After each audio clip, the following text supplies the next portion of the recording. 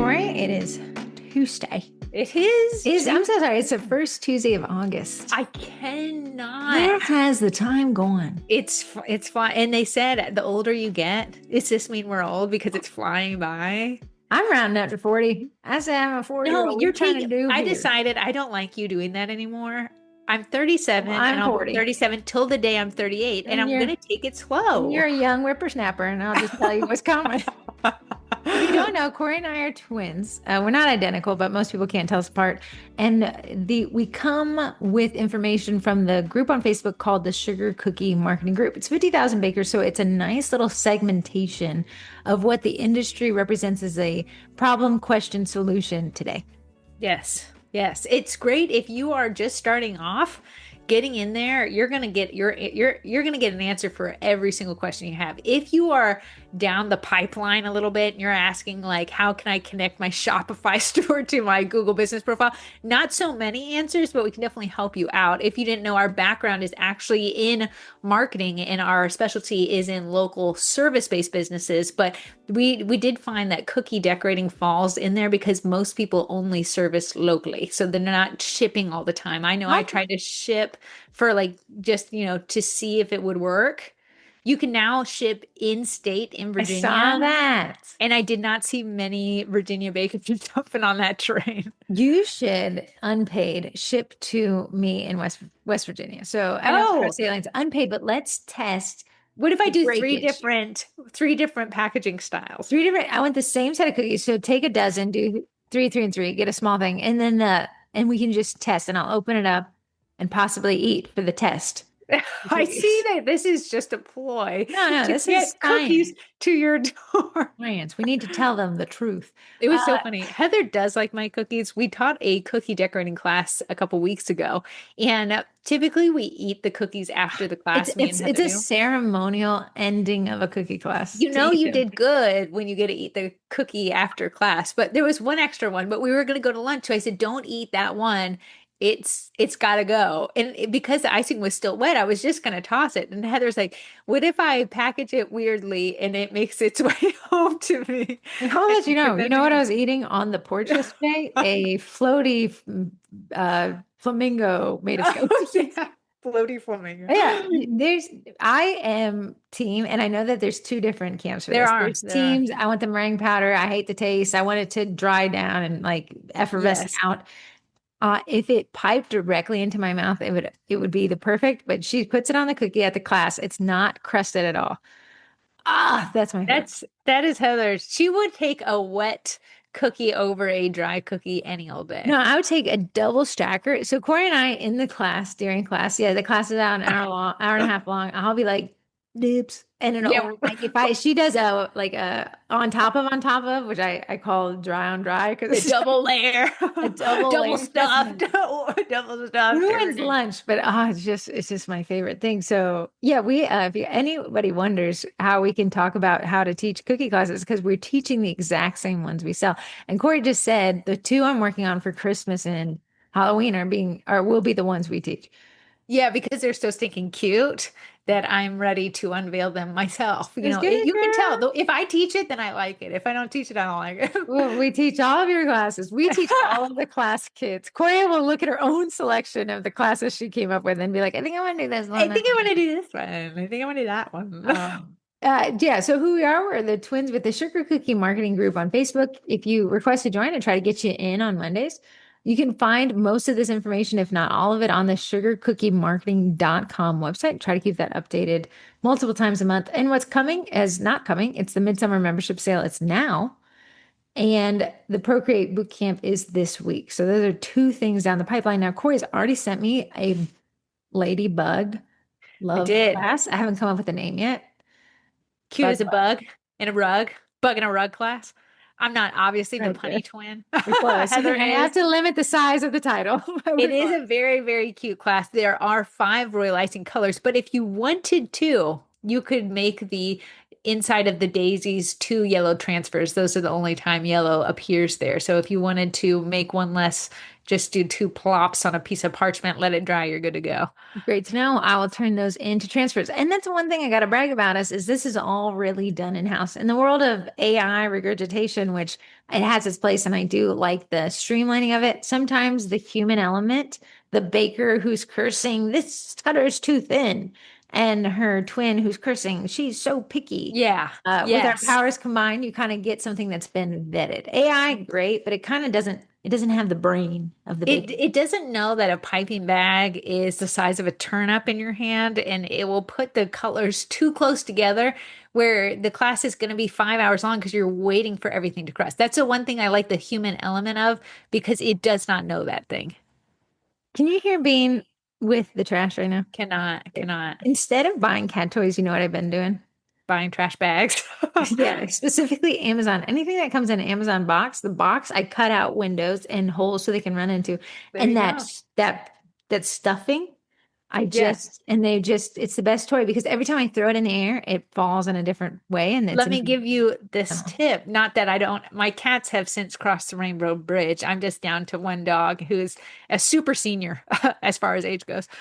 That's what they call Okay, dogs well, like that, you know, Corey's been calling Ray a super senior for the last 7 years. He's yeah. only 7. When Christmas comes in Hobby Lobby, they have these long Christmas garlands. I Okay. once undecorated for Christmas, so it must have been January or so, and I put it on the ground. My cats You mean loved running into of that. the pine needles? It was, yeah, but it was a garland, so it was really long. They I'm loved jumping into looking. it, jumping out of it, A sitting business behind it. that I've had the idea of it and I'll never start is like shipping a box, but the box becomes the toy and it comes I'm going to be monthly. honest, I think that is already something. Yeah, well, it should be something more because I haven't seen it. But Okay, since you're here for marketing, let's dive into the marketing. I actually saw this pretty fun TikTok this past week, and it was a marketer, and they were being asked what tier do they place certain social okay, selling platforms let on? me be the boomer translator as the boomer in the Sure, scenario here. sure. It's like S tier, which is superior, A tier, which is really great, B tier, which is pretty okay, C tier, which is middle of the road. Like D tier is the worst, and I've never seen anything get to like E F. tier, F The tier. the thing though with sugar cookies is a little bit different. So that's why I said we have a different perspective on this game that we can bring to you. So I actually have a pretty lengthy list.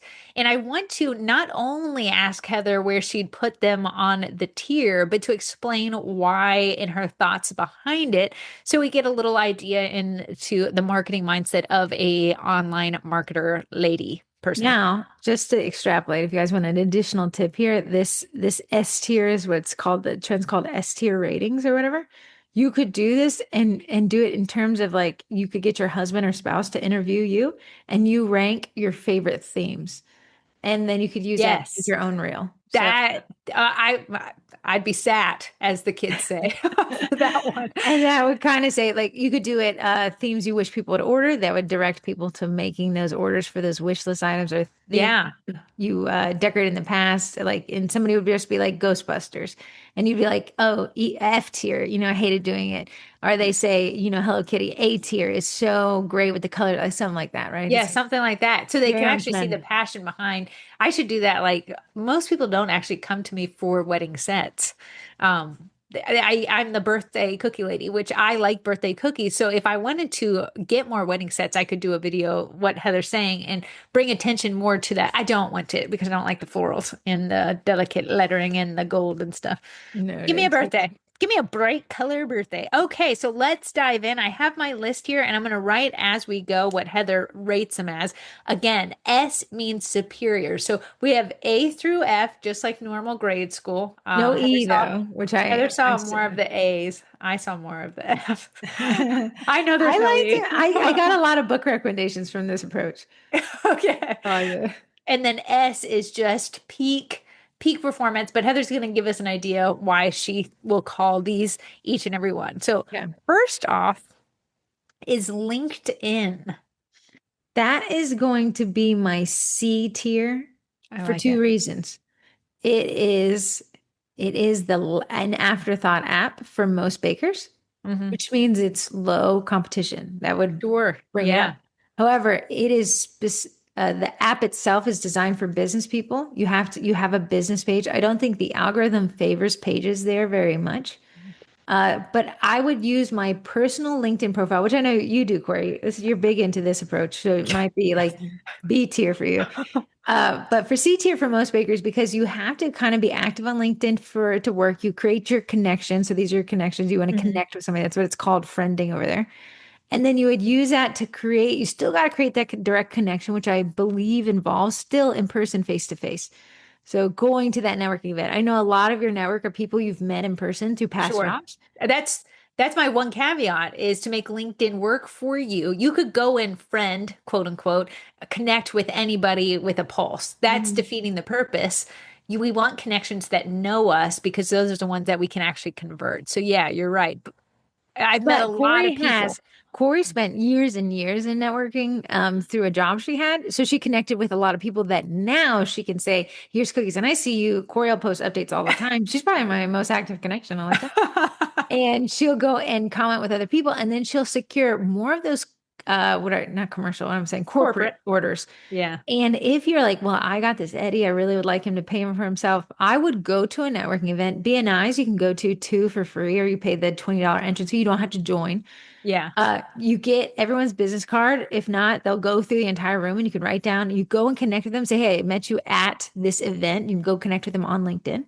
Yes. Then I'd start really kind of promoting, but you got to really put in to take out of that app as well. So C The tier for most bakers for me. You? I would agree. The one downside to LinkedIn right now that I'm seeing is it has so much AI automation that like when it's my birthday, if someone has a birthday, it'll be like, "Hey, do you want us to send this?" And you can just click yes. It's No. the most unpersonalized approach to social media I've ever experienced in my life. Asterisk, when stuff becomes super unpersonalized, the personalized creator Yeah. will shine bright like a diamond. Thank you, Yes. Rihanna. If you read through someone's post on LinkedIn and said, "Hey, I really enjoyed it. I like the part where you said here, but here's my opinion that differs from that." That's fantastic. I posted an update yesterday about Nextdoor changing its advertising policies, and someone has a bot account there that Mhm. says, "Hey, I like LinkedIn. Read my latest blog post." I know. And I And said, it's "Oh, always, if you're gosh. going to phone it, if you get phoned in input, you get phoned out output. Like, it's Yes." not going to be, you're not going to get the results you want. So, in all of my rankings for this, if you're using AI to write and post and create, it's going to be a non-start for me. And I will say that LinkedIn has very, very vehemently discarded any AI. So if you want to end up in the wrong feed, post an AI menu on there. They You know, really want it to be corporate, what you made, you behind it, things like that. even in Even the though copy, and AI writes like a LinkedIn post. It it actually does does, pretty good writing that way, does. writing that style. But though I say AI is like plastic surgery. If it's good, you don't know it's there. Yeah, yeah. And I Right. want to say if you're considering LinkedIn, they don't want to see you laughing and goofing off about your latest cookie cutter order. This is a little bit more corporate, a little bit more, I'm going to show off and tag the brands I want to work with, not so much behind the scenes giggle gaggle, hee hee, ha I ha, would hoo. say, hey guys, I got to work with at Coach, and Coach Yeah, is a great company. Here's how we approach this order. Here's what came of it. Here's what I was able to deliver, and here's the final results. yeah, It's yeah. again more business centric. It's not like It's not as personable as like Facebook or Instagram. as it should. We need something that's kind of reserved for Yeah. business. I'm going to agree with you on the C. Oh, interesting, because you're a big LinkedIn girly. I know, but it's hard. It's a weird app right there. For those of you who use LinkedIn, you can create business pages, which allows you to tag the business page. Within the business page, it operates just like Facebook now, where you can create your own posts. But I find that LinkedIn works best. Create your business page, but as yourself, not making the sales pitch, but making those breakdowns and connecting with the audience. Or like, hey, I went to this BNI. It was so great to hear from this Yeah. flooring company. Here's what I learned. Yes, love that. Okay, we have next up is next door, which just had an update yesterday, this past week, actually, where you can no longer advertise your business on your personal neighbor profile. I'm sorry, you can, but reach is limited, which shows me the change of the algorithm as AI is able to read and Yes. ingest Yeah. and make almost what I horrifyingly say decisions. I It know. keeps more businesses, I'm going to say honest, because that was actually always a rule in Nextdoor is that you needed to sell through your business page. You shouldn't sell through your personal profile. So let me just give you a rundown of what Nextdoor is. I've Okay. been on Nextdoor for a few years and I've been on the creation side and then just like as an end user. If you live in an area and there's not a Nextdoor chapter, you can actually say to Nextdoor, "Hey, I'm a neighbor. I live in this area. There's no Nextdoor segment like neighborhood where I live." Nextdoor will allow you to send 100 postcards for free to your Does it neighbors. still do that? I know we did I that know. when you moved to your new location, but when I moved here, I decided, let me check out the next door. Yeah. There's no next door from my specific community where they're still building, but it leached me on to the next door that's probably a half mile up the road. If it has so many people that pop up, like say the houses start selling around you, Uh-huh. it will want to section back off and create your own chapter. You And then become the admin when you create the chapter, though. you do. And I did So not like that the portion of way Nextdoor works is like a wedding cake. You have your direct area, you have your extended neighborhood, and then you have your really wide neighborhood, which is funny yeah. because Corey's down in Woodbridge. Without traffic, it's maybe 15 minutes from Burke, but my aunt saw her post because my aunt was in the wide, broad version of it. Yeah. So if you don't have a lot happening in your neighborhood, you'll start spilling over and seeing what's happening near you, which as a neighbor in a community, I want to know what's happening in mine, but I also want to know what's happening around me too. So Nextdoor has the ability for you to create a business page on there. You can actually advertise by paying Nextdoor, but you're a neighbor person in your personal profile. So like Facebook has personal profiles, you actually have what's called a neighbor profile. And that's just you, Corey, and Heather living in your respective homes. The newest thing they did was you can no longer, without limited reach, advertise your business through your personal account on there because, just like Facebook wants to get paid, Nextdoor wants to get paid. So they actually make you create a Facebook, not a Facebook, a Nextdoor business account. The difference though is you actually have to verify it to make a post. With So EIN? they had a list of things you could do, EIN, doing business as, but your name has to match and your business name has to match, and you get verified instantly when those match. If you are just starting off and you are like, I haven't filed for my LLC, you are limited now on that app. Well, I'm curious what did you post that it notified you that the post had limited reach? Because you clearly posted as your personal profile, No, not as your business. it was someone else had Oh, actually okay. made that post. I have not broken the rules of Nextdoor because I didn't want to get banned yet. Technically, not a rule. It's Yeah, shadow banning. yes. So, in the world of internet law, forum law, I guess there's banning, which means you can no longer participate. But there's something called shadow banning, which means you can participate and to you everything looks fine, but the reach is restricted. Now, Nextdoor, instead of shadow banning, which is always pretty secretive, it's publicly shadow banning, saying, hey, that reach is going to be limited on this post. We suspect you're selling here. Yeah, and Facebook has come and I'll make a post on Facebook if I put a link in there. It'll say, "Hey, you're reaching less people because we don't like this." Shadow banning, the word is actually an enigma, and you can't ever look and be like, "Was I shadow banned on Nextdoor?" Yeah. Shadow ban doesn't exist. It's just something behind the A scenes lot of doesn't like the what people content. feel like is shadow banning. I Yeah, suspect that a lot of what people feel like is shadow banning is actually algorithmic restriction based off the quality of the I content. agree. I agree. Which Nextdoor is like not, we're not even hiding that. We are telling you that you are using this incorrectly. The AI has found your post. And indicators like that is, what I used to see link in bio. Or Yeah, like, and then they started spelling bio funny, or like, where the link is. That's yeah, because they know that the algorithm is indicating that this is a sales post. You wouldn't send someone to your link in bio unless there was something to sure, purchase or to convert buy. over there. Yeah. So the ways to stay away from that, if you still want to test it, and again, I haven't tested on Nextdoor, but it would be like, hey guys, I'm thinking about putting on a cookie class. Which set should I decorate? Again, none of those words necessarily flag sales, but you're flirting with it. Yeah. So what would you put Nextdoor as on your list? It has such a poor reception with bakers who live in rural areas. In Yeah. bakers with high populations, I'm going to say it's C tier, and for bakers in rural areas, I'm going to say it's D tier. C and D. Yeah, I got to agree. Starting off your business and using Nextdoor to give away products as you're creating things was a great way to get your name out there. They actually have a portion where you can like sell stuff, garage sale type stuff, where you can do things for free. That's a great way to get your name out there, and that Absolutely. bypasses the whole having to have a verified business page account. So you can Again, do that too. what it all comes back down, did you create the relationship before you try to cash in on it? Yeah, because Nextdoor doesn't care if you have a relationship or No, not. it doesn't. But like, I went to my next door here and I was like, where's the best tomato farm stand? Yeah, And I got about 20, 30 comments, which I was pretty impressed with because to me, West Virginia seems a lot absolutely. more Yeah. rural, but they were very active in their opinions of tomatoes. And on your personal account, you can say that you have a little bio. So you can say that you work there and you can actually tag your business page on there. So if you do create the relationship, that you can still create it. It's just now farther apart from You can the, see that my rankings are following how much effort it is to make that platform work yeah, for you. yeah.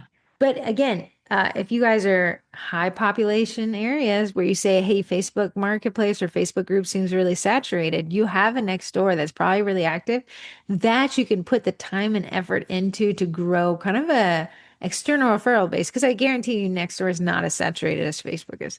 Oh yeah, and plus it's your neighbors, the ones that are right down the road The that are easiest ones. You closest to never you. have to argue about Yeah. like where do I pick it up right down the street. Yeah, yeah, no, I think that's true. I do agree with the C and the D. Okay, this is having a website. What do you feel like that falls under? I'm always going to put websites at A tier.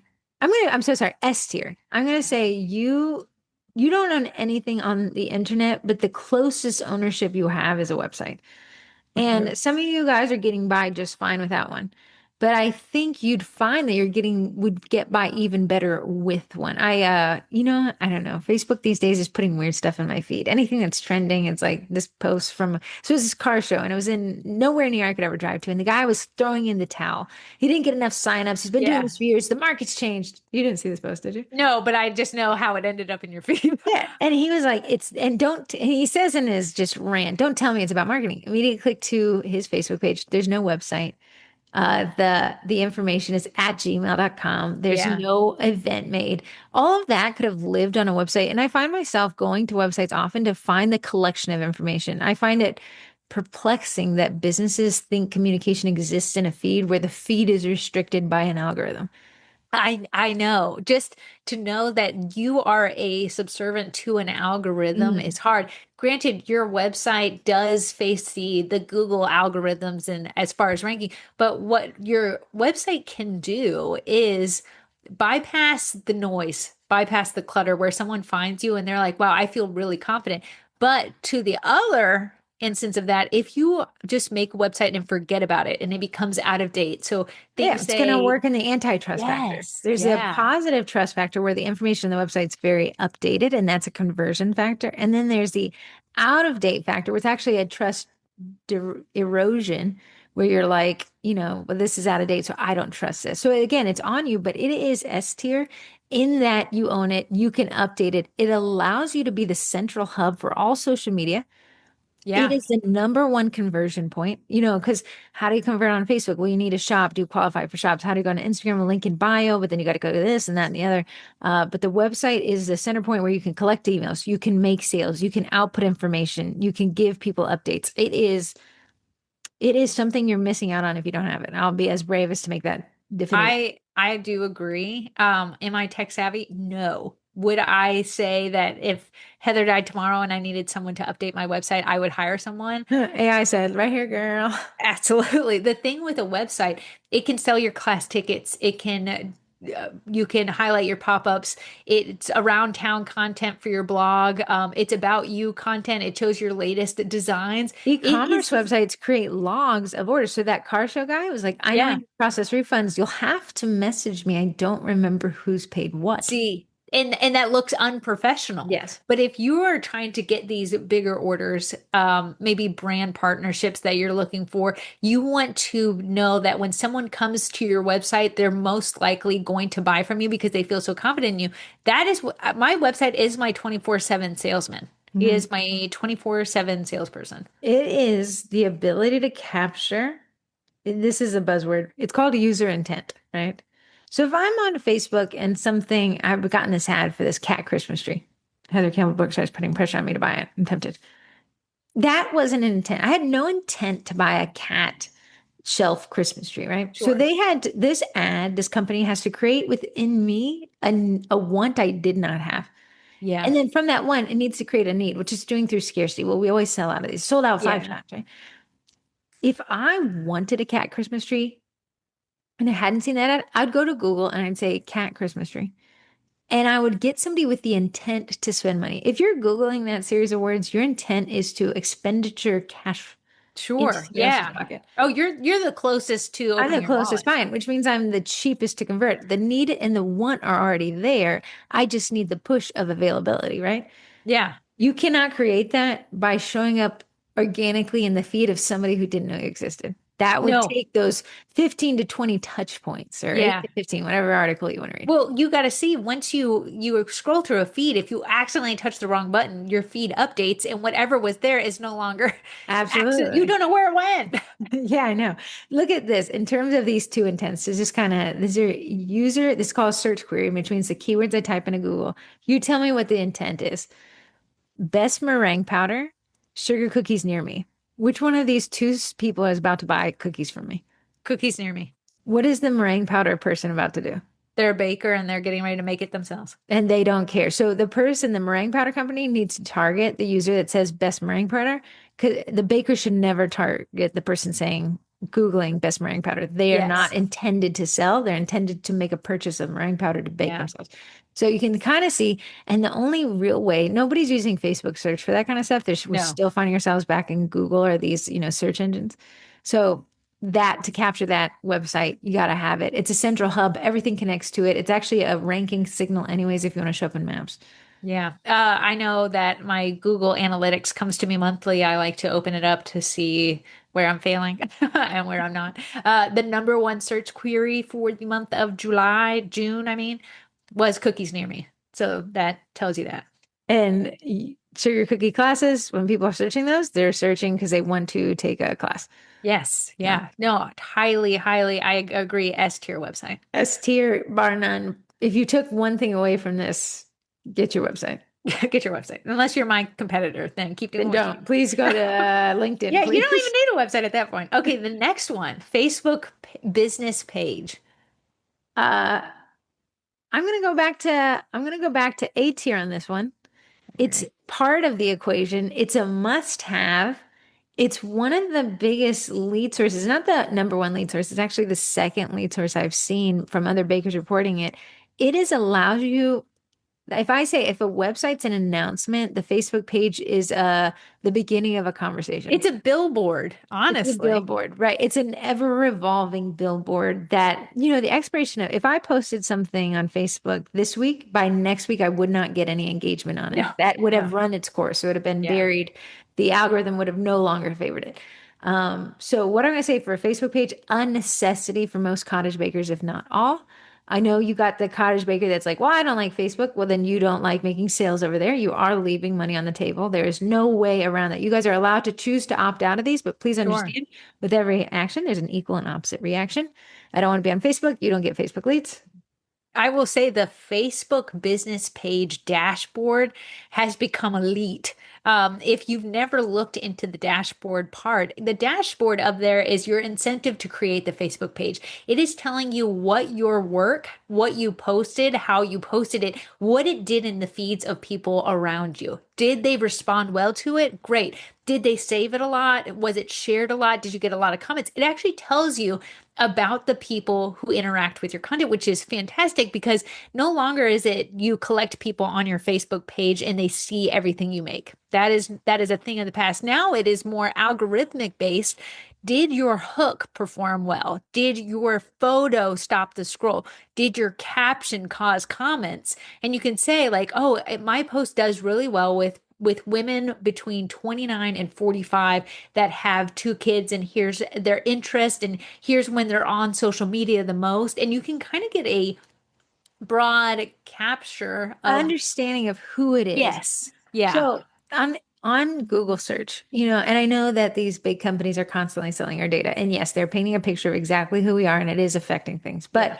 right now, if I go to Google, let's say I open an incognito browser, it knows my general area. If I open it in a typical browser, it knows my search history and it knows my IP address. It doesn't know that Heather's wearing pink today and she's a little hungry and she wants a cat treat. Like it doesn't know all of that. Yeah. Facebook's like, hey, listen, this is their gender, this is their age, this is where they're located. Here's how long they were sitting here. Here's where they clicked off. It allows you to really get a scalpel into the performance of your content. That is so valuable. When you're thinking, should I create a Facebook page? My answer is yes. And Heather's right. It is A tier. The thing why it's not S tier is because it is so algorithmic based. It's no longer chronological order, which me and Heather lived the heydays of those. Miss We it. were just talking about Facebook and its origination back in 2008 when we Yeah. made profile. Yeah. Yeah. Just crazy how much it's changed, but it's such a great place to grow your audience, to cultivate your audience. To And understand your audience. yeah, yeah, gotta Uh, agree. the website, it gives you metrics like bounce rate. They click through Sure. here. Here's where they clicked to. So click through rate. Here's where they clicked on, and here's when they left.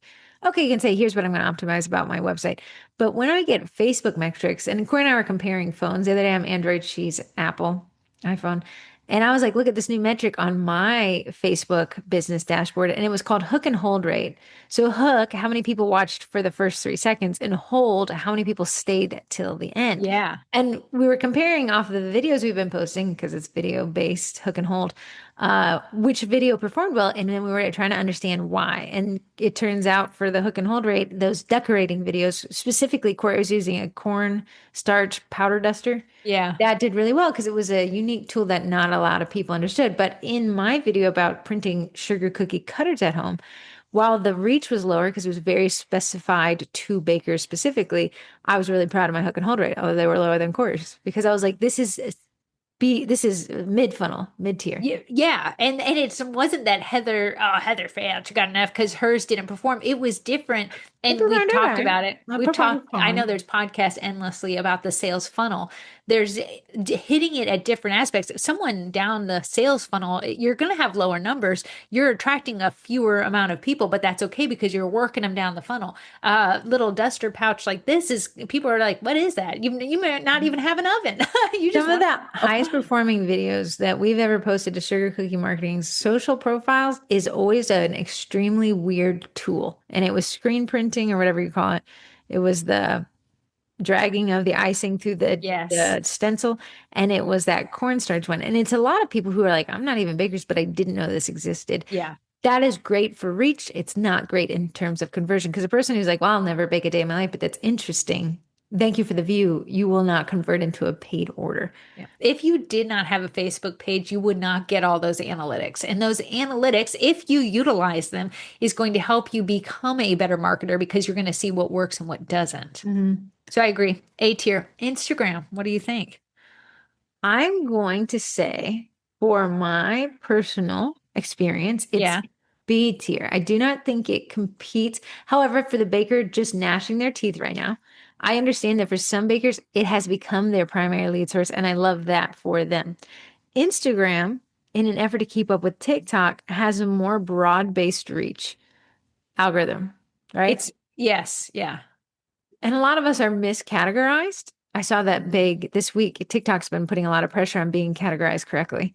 Yeah. To get the trending audio as a business, you wouldn't be able to afford it. So what we do, the workaround has been to say you're a creator, which means I'm not a business, so I'm not held to the copyright standards here.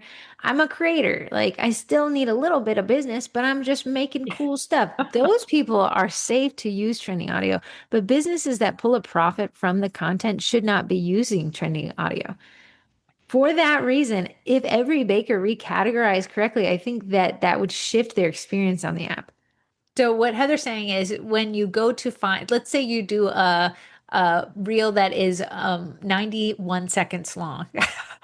Most of the audio that's available to business accounts is only 90 seconds or less. And that's because after that, then Facebook has to give a portion of the money to the whoever created the sound, whoever created the song. Whoever owns the And Facebook doesn't want to do that for your little cookie decorating reel. right. So what bakers don't like that because who wants to have the song end before the video does? Not I. Nothing brings me out of a tearful video, then it's just like stop. Just a Stop. sound of Okay, silence. well, let's scroll on. Yeah. So that's why bakers get around it. I do think Instagram has been around long enough that people who utilized it in high school, who maybe are now in their late 20s, go to Instagram before they go to places like Facebook. Facebook has an older genre of people. Our grandmother utilizes it, and she's what, 87? Yeah.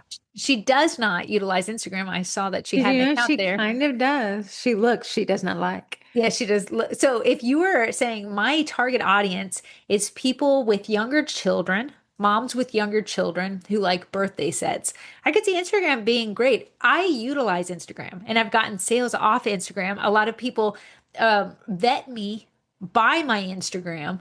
It's not my number one lead source, but definitely it's on Now, my docket. tell me if I'm wrong here. My personal funnel, me as the end user, I get the idea. So let's say I'm in a Facebook group and someone's like, I went to this. I find a new photo places up the street, they say. Yeah, Right. So I would say, okay, let me go to the Facebook page if they tagged it. sure. Let me make sure there's a website so I can just get the vibe if they're here to stay for a good time and a long time. Yeah. Then I say, let me look at their Facebook page post. And then if I don't see a lot there, I go to Instagram because at least I feel like Instagram, I can be more like, hey, quick. I feel like Facebook's a little bit more intentioned. Instagram's a little bit more behind the scenes. I got my stories, I got my highlights, I I got my, agree. my I reels. agree.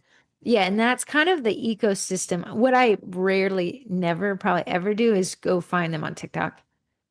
Is If if I it's a don't local provider. Absolutely. TikTok, and we'll get to that one next, actually, is a wild, wild west as far as it's really trying to become a local resource, but right now it's still It's got some legs. It's got some it's legs. it's getting legs, but okay. So you gave Instagram a beat. TikTok is my next one. As far as a local cookie baker making local orders, where do you give TikTok? I'm gonna give it C tier, just like LinkedIn. Like it has legs, but it needs a very intentioned approach that I don't know a lot of us have the bandwidth for. Have I discovered local businesses on TikTok? Yes, but mostly for UGC content, which is users not affiliated with the business going to the business, tagging the business, and tagging location. It really, if it doesn't tag location or use some kind of location-based hashtag, I'm not finding it. Now I Yes. find that the owner of the business is limited in terms of the content they can create. They're not creating UGC. UGC is somebody, and you guys, the buzzword you don't know, but you guys know exactly what the type of video it is. It's like, hey guys, today I went to La Yoga in this local place down in Alexandria, and it was really fun. They had llama babies, and llama babies climbed all over us. That's where you're like, oh, this person had experience that they're not affiliated with directly. Yeah. Likely behind the scenes, they might be affiliated with, they might have sold that video to the content creator or been paid to keep it on their channel. But I'm discovering this through the eyes of somebody else discovering it. Yeah. What's interesting was I had gone to this smoothie place and I wanted to A tag theater? his A business. Huh? theater? A What? theater? A smoothie? Oh, I thought you said a movie place. I was like, I Oh think no. we call them theaters. I said, oh yeah, I guess a Let's go smoothie to the theater sounds movie. great. Did we watch it getting made? I feel like that's pretty. I went to a smoothie, like a fruit smoothie place, and I wanted to tag them because I made a video about them. And TikTok said, if you write a review about this location, we'll give you 5 cents to spend in TikTok shop. Just 5 cents. Oh, so it's like a UGC incentive So external from the company. I see what it's trying to do. It's trying to create a marketplace. If I interact with local content, I get shown more local content. Sometimes I like that. Sometimes I don't like that. Sometimes I just get on TikTok to discover something new or hear someone's dramatic story. I don't want to get on there to find my next smoothie joint. But I see that it's studying everything you do. If you interact with something at all on TikTok, be Some prepared to see an onslaught of whatever that is. TikTok's algorithm is one of the most sensitive, which in a Yes. way I love and in a way I hate because I'm like, well, too much breakup Yeah. relationship advice. Like I wanted a little bit of giggle gaggle. Here's what I'm going to say. Caveat. TikTok is C tier for the local cottage baker, but it is A tier for the person selling a digital download or a product that can easily be shipped nationally.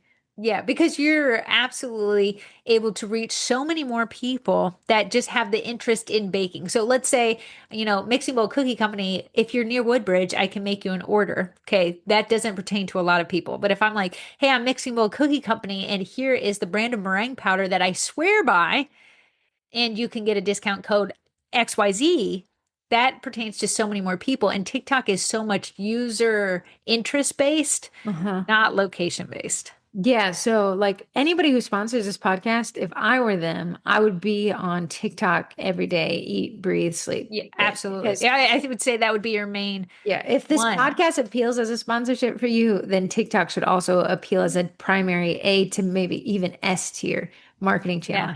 Yeah. For the Yeah. But cottage baker, if you're like, well, I'm not going to sponsor the podcast, and I may be wrong here. I saw some sponsors of CookieCon this past year. It looked like local cottage bakers. And I even asked myself, like, what are you getting out of this? You can't, you're a baker, you're selling a baker selling a baker's cookies that they can bake. I don't you know. know I that they mean, had some digital download and just haven't separated their businesses hopefully out. they did. Yeah. So again, the same concept. If you wouldn't sponsor CookieCon, I don't think TikTok should be your primary thing yet. Now with TikTok, I would make a business channel and I would be the UGC content creator. I'd go as Corey going to Mixing Bowl, her TikTok for her Yeah. business, and then going to the smoothie company and making them cookies. So now people are following Corey not because she's a baker, but because she's exploring the local area, and then they know she's a baker when she does produce that content. I do want to maybe ask you, would you move it up to B tier for the fact that knowing that these videos, these short form videos on social media are now ranking factors when it comes to Google and search? Because it applies to also Facebook and Instagram, I'm not going to scooch up my TikTok, but I am going to say content type reels are S tier. Reels Okay. are video based, which we're just going to call it vertical video because TikTok and Reels are two different apps. But Yes. vertical based video, it even applies to YouTube now. But vertical based video is so S tier currently. Corey and I were talking about that. Corey's like, I think Instagram is handing out reach like candy right now for Reels only. I'm sitting at 1.2 million views in the last 30 days. Yeah, and then she's producing reels, daily. And some of them are Yeah. meme based and some of them are uh like action based and some of them are just like review based, but that type of content to produce 1.2 million views, which is an incredible amount of reach. It's just right now until the algorithm changes. Yeah. And I want to say, even though I like the content I make, it is nothing groundbreaking. So- No. So again, it comes back to strategy. Again, every piece of this is a part of the strategy. Not one, this podcast can't make you $1 million and the next podcast won't. But listening to 272 podcasts, you'll create a strategy that will make a sustainable business over the long term, which is actually the goal. The one hit Yeah. wonder stuff, the flash in the pan, it's not something Corey and I teach because it's not something I'd want to create because it's not something I believe is sustainable. Yes. Because that now that TikTok, Facebook Reels, and Instagram Reels are a ranking factor in Google, I no longer on my Mixing Bowl TikTok post like, and here's what you need to do if this customer does this. Because if my customers are searching for a local baker, and that video shows up like, oh, I hate when clients do this, that is going to erode any well-wishing Trust. of potential. So what I've gone back to is just showcasing my work, not Here's necessarily my talking. personal Sure. theory, unfounded, no research. Because AI is taking over user search, right? So now instead of just Googling cookies near me, we ask the AI, what's a good bakery near me, right? Yeah. So it's more this AEO thing. I have seen an uptick in my personal use experience of Google indexing Facebook posts from public groups and Google indexing TikTok videos. Yeah. And I Yeah. believe it so that those can be indexed, which means searchable, so that the AI can now pull from those. Because I needed to take out an earring. I wanted to take out this bottom earring to put this loop in. And Okay. that thing was like fused together. So I go to Google and I write the question as if I'm typing AI, even though it's within Google search. And I said, how to get out barbell stuck earring. I don't know, something like that. So I'm Yeah. still, you'll pry the cold dead boomer search queries from my cold Yeah. dead hands. And it was like, here is a TikTok video where a girl walks you through that. Now, the only way it was able to know is because her caption explained it, but I was Yeah. able to watch the video through a Google search on TikTok. Crazy. Crazy. If And we'll have anybody's to wondering, talk is rubber about, bands. Rubber band, oh, it creates a friction point, interesting. and it worked immediately. We'll have to talk about SEO as far as social media posts go one day, but not today. Next, Pinterest. You know, I have a big problem with Pinterest in terms of what bakers see it as versus what the results I see coming from it. I think in terms of ego, S tier. I think in terms of business, F tier. F tier. Unless for a cottage baker, F tier. For someone selling a digital product online to bakers, A tier. For your Well, ego stroke, S tier. Esther, the thing with Pinterest, and I tried to make it a go because it used to be so popular for bakers to have a Pinterest account. And I said, oh, yeah, a place for people to discover. No, Pinterest is an ideas account, but that's where people go to get ideas to send to another baker local to them. And I also want to say, you bakers get bent out of shape when someone lists your photo on Pinterest because you're like, they're stealing my idea. And technically, you're right. They're using it as inspo. They're listing it as inspo to send to their clients to get ideas from to recreate themselves. So, in that term, thank you so much for posting on Pinterest. You've birthed 1,000 ideas. But have you converted? And that's what I'm ranking a lot of these on. Have you converted a local buyer? Yeah, the You thing could do with that on your website. Absolutely. The thing with Pinterest, I get clients sending me their Pinterest boards for me to have ideas to create them in order. I don't think I've ever had someone send me, I found you through Pinterest. Can you make these? Especially because I can't ship. Pinterest is global. And I can only work with people local to me. Like it does not make sense there. Maybe if you were able to ship nationally a little bit more, uh, I find that people actually steal photos and use them as content on their own socials or Uh-huh. website from Pinterest specifically. Do I have Pinterest for somebody who's ragging on so hard? Yeah, I do. I bought this house and I wanted interior design inspiration. But you see, right there is a keyword. I wanted inspiration. I didn't want to make the purchase. I wanted to get the idea to formulate my desire to make the purchase. Now, what I found in my end use of Pinterest is there's a lot of sellers. It's a lot of ads. Yeah, But again, they're able to ship. So I'm looking up interior design and they're trying to sell me a piece of furniture. That works really well. sure. But for the local cottage baker, especially the one who cannot ship, it would not be worth my personal time if it was me.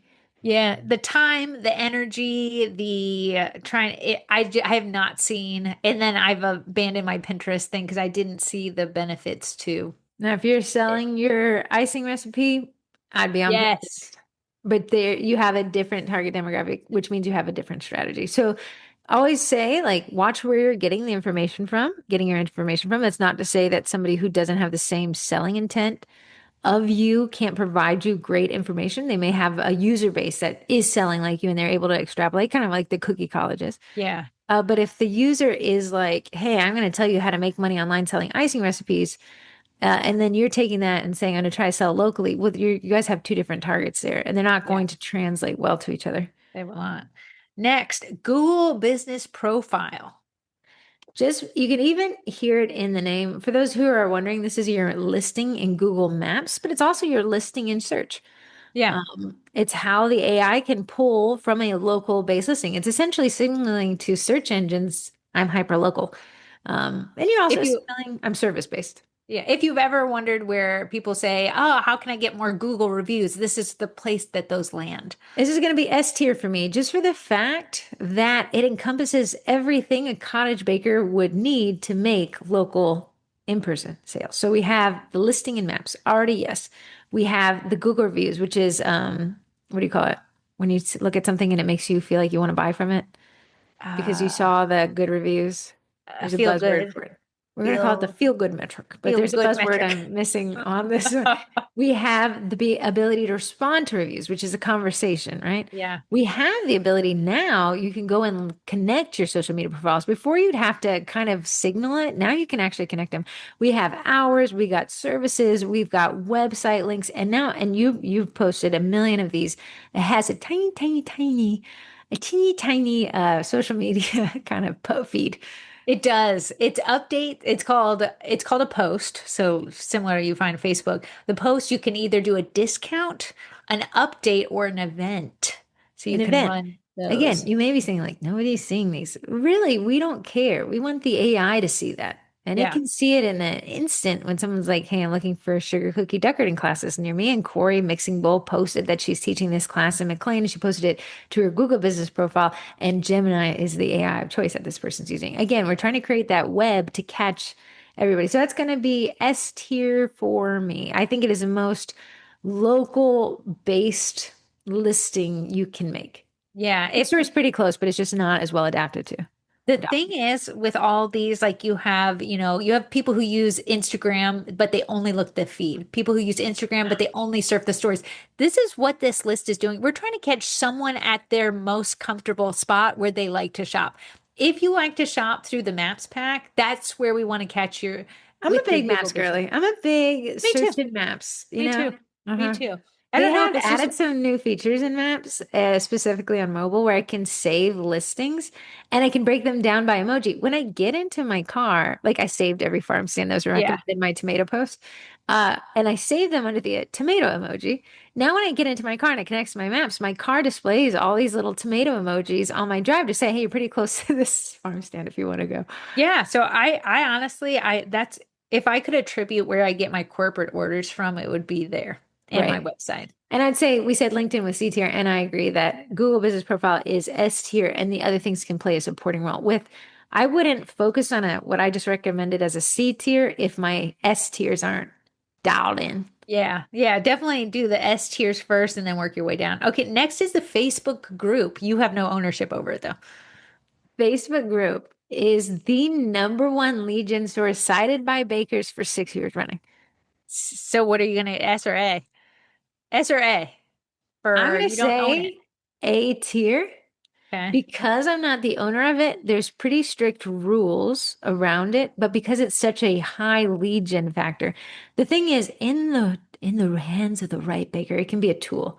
If I Yeah, had taken the boot camp on, and that boot camp is the lowest attended boot camp for sure. the highest rated lead gen source by bakers for 6 years, and that is not lost on me, which tells me that even though those Facebook groups are oversaturated because everyone's tagging every baker, so few bakers actually tap into it as making it a primary resource, which to me is, while it feels oversaturated, in terms of quality, is extremely unsaturated, and it's still a great place to park it.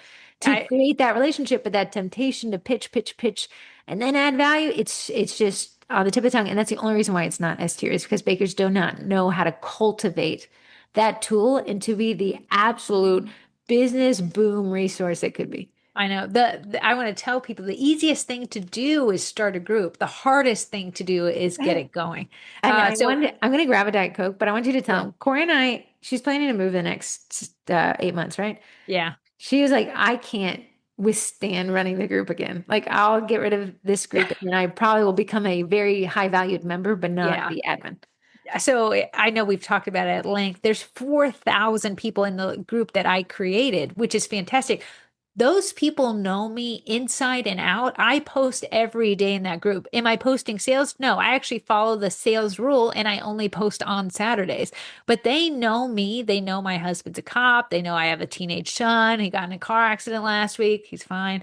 But that has been great for me to build a relationship. But the headache and the time and the effort to grow and maintain a very valuable space on Facebook is just almost too much for me, that if I could really take a step back, and I have to when I move because I'll be too far away from this group that I've created, I'm I an hour would and a want half to away and be, still running it because you make me. yeah, I want to be a very good group member that utilizes the steps that we mentioned at the boot camp, but is not in an admin style role, because I would That's like to. truly the thankless job.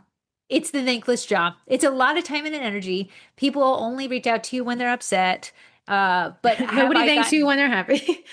have I gotten a tremendous amount of business from it? Absolutely. I can honestly say that was a great move on my part when I moved to this area, starting this group, but it has taken just a chunk load of time And out you of know my what? life. If you do run a group and nobody's told you thank you and it's a quality group, thank you. Because I feel it. I'm an end user of a bunch of groups.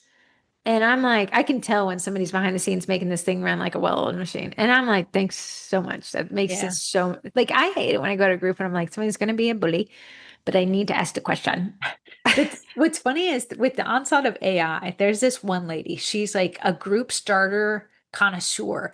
She has added me to every because I joined one of her local groups, Dead in the Water, no engagement, spammed constantly. She's added me to five different other ones because she can invite people who are in one group to another group. She's just invited me to five dead other groups. She can say she manages groups, but they're It's not quality. thank goodness it's still a quality over quantity. And with Yeah. public groups, you see the disparity widen quite a bit more. I have a very specific antique Dodge Viper in a very specific color with a series of very specific problems I've had to pay to fix. I am the knowledge expert in paying other people to fix those problems, right? So some gentleman said, "Hey, I'm actually about to buy the exact car that I have, and what do you guys spot are the problems?" And I'm like, "This one, that one, the other. This is going to cost you this. I know because I paid it. This is going to cost you this to fix. So here," and he was like, "What do you think I should offer?" So I met it, and somebody was like, it was a participant, which means you're not even a member of the group. And he was like, "You're a loser." And I was like, "You can't win for losing, you know?" You So can't win for being a loser. if you find yourself either new to market and you still got that bright-eyed, bushy tail, Yeah. really, the boot camps are on sale. We'll talk about that in a minute. Go buy that boot camp on Facebook group, community group marketing. You can cut the line of bakers who've been around for 7 years. You can You cut that can. line. You can. Listen to me. Listen to me, my young grasshoppers. The people who've been in that long are no longer putting in the effort that you still have the energy to put in. I don't blame anybody because I find myself there too.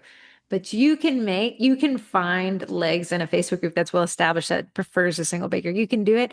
It'll take putting blinders on. Don't take everything personally. Yes, that baker was around longer. Yes, they get recommended more. That's what's Sure. fair. But Yeah. you can also carve out a space there, and both of you can win. All right. So A for that one, a Facebook personal profile. It has to be A tier because you can't make the Facebook page anymore without the personal profile. Okay. However, in terms of sales, I would actually make it B tier. So I want to adjust that. I'm going to say B tier. I think it has a place for sales, but I don't think it should be the primary place. Now, within personal profiles, there's now two versions of them. There's the personal profile you know and love, where somebody has to request you. Now Yeah. there's this thing called creator profile, and I think you kind of have to be invited to it. It becomes an option when Facebook It's like when you gets, collect so many friends, it's like, yeah, hey, you want to be a creator now? It is not the same as a personal profile. I no, think it's treated more as a page. it's better analytics and it allows something called followers, just like a page. Yeah. So in a personal profile, you're still capped at 5,000 friends. If you know 5,000 people that well, I'd question how well you know. But a lot of people, when I see somebody with 5,000 friends, I'm like, you're using this as a sales channel. You don't know 5,000. You're a people collector. Right. So if you switch to creator, now you retain the 5,000 friends, but people now will begin to follow you. When you switch back, and you can always switch back and forth once you get the opportunity to switch to creator, which I did. I was personal profile, switched to creator, and creator had 1,800 followers. Yeah. Got tired of that because those followers can see the posts I mark as public for followers. Got Yeah. tired of that, switched back to personal, and I lost the 1,800. Because they followed you and then you're like, I want to be private again. And they're like, Yes. I don't A know. follower is an onlooker. It's a fan of sorts. Like they're not a fan of Heather Miracle. They're just that's the access to me is as if they're a fan. But a personal friend, they can see. And again, I can monitor what people can see, but that friend connection Yeah. trumps the follower connection. These creator accounts came about when influencer marketing came about. You're an influencer, you don't necessarily have a business, you are your business. You influence people to buy from businesses. So you don't need a Facebook page because you technically you're not going to file an EIN on your own name and yourself. But where UGC, do you content fall creators, through? influencers, they Yes. withstand to really well. And if you're a creator profile, using that as a sales channel makes a ton of sense. It's a little bit closer to you. It's not as far away as your business page. Yeah. But again, it's kind of muddying the waters because I'm still Heather Miracle at the end of the day. That's what you're Yes. saying. So you can follow me around. I would say if my business page was my billboard, my creator personal profile is my behind the scenes. That's how I'd use Yeah. it. Now, I like my privacy a ton. So Yeah. for me, it's probably F tier. But for the bakeries using it strategically, and I think, and don't quote me on this, that only creator profiles can get the blue check. I don't know that personal profiles can. I think you might have to switch over to creator profile, which allows you to get a lot more insights per post. Yeah. So that is true. I see a lot of small town bakers. They and listen, this is how we all started. So I ain't dogging it. It's how I started. We make these cookies. They look kind of cute. We post them. People are like, "Oh my goodness, I love them." Your Aunt Sue from down the road said, "Oh my goodness, I didn't know you started this." And then you find that your church people are like, "Oh, these are so cute." And then you start posting regularly every set that you're doing because you're so proud of the work. You have like a Google amount of reach on a personal profile that you do not have on a Facebook business page.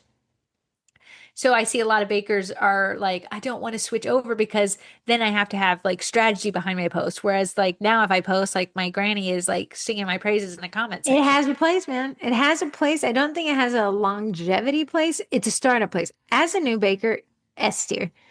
As a seasoned baker, B tier. Yeah, I see this. It wanes on a family's relationship. Not necessarily like I don't like her anymore. It's that, oh, wow, Corey posted another cookie photo. Now they interact with it less. And it's Yes. all algorithmic based. So they interact with my post list. Now I post my kid graduated from the 10th grade. It doesn't even show in their feed because I have inundated them with so much Well, I cookie tell you what, content. in the starved world of sales pitches, the minute you post your actual life, we're gonna like it. The Yeah. minute you go back to sales posts, we'll be like, yeah, it's back to the same So what I see a stuff. lot of bakers do is they abandon their Facebook page because they don't like that it's limited reach. So they use their personal profile Which is as what a way to Facebook make wants you to do. You sales. can see it's guiding you over there. Yeah, but then you have exhausted the relationship with the people you care about. Eventually Heather will stop commenting on my You stuff. know what? A little bit on the TikToks, which going back a little bit, but there is a guy. So the Dodge Viper hobby, right? Right. So this dude flips Dodge Vipers, but he uses his personal profile to really connect with his audience in a way that I'm like, I don't have the nerves to do that. Yeah. And Yeah. his ability to use that, if you do not care what people think about you, that's going to be an interesting strategy that seems to really pay off. But you have to know that what comes with the good comes with the bad on I using your know. profile And that putting way. yourself in the line of I fire, just it's hard love to my do. privacy, and this is a I don't mind if my privacy is invaded approach. And that's cut out. There's certain people who are just Yeah. exceptional at it. Yeah. I'm not one of So those people. so what you gave that a B, I got to agree. The next is newsletters. Because I know how marketing works, newsletters is S tier. It is cutting through social media. I don't even care about social media with a newsletter. Yeah, Newsletter yeah, allows me to get to the last place where I was thinking about this. Our grandmother is 87. It's almost 90. I know. It's No, a don't round her up either. I'm Stop around this rounding off. people up 3 years. I'm almost 70. She, she and I have to check our email every day Yes. because I Yeah. need to know when that bill's coming due. I need to know I got this like this property tax bill. I'm checking emails from the mortgage company to see how it's applied. I'm required by law, by losing my house, that I have to check my email address. It is my golden handcuffs. Yeah. So by sending a newsletter, yes, it might end up in updates or promotional spam. My grandmother doesn't know how to set that up. She's still using AOL.net.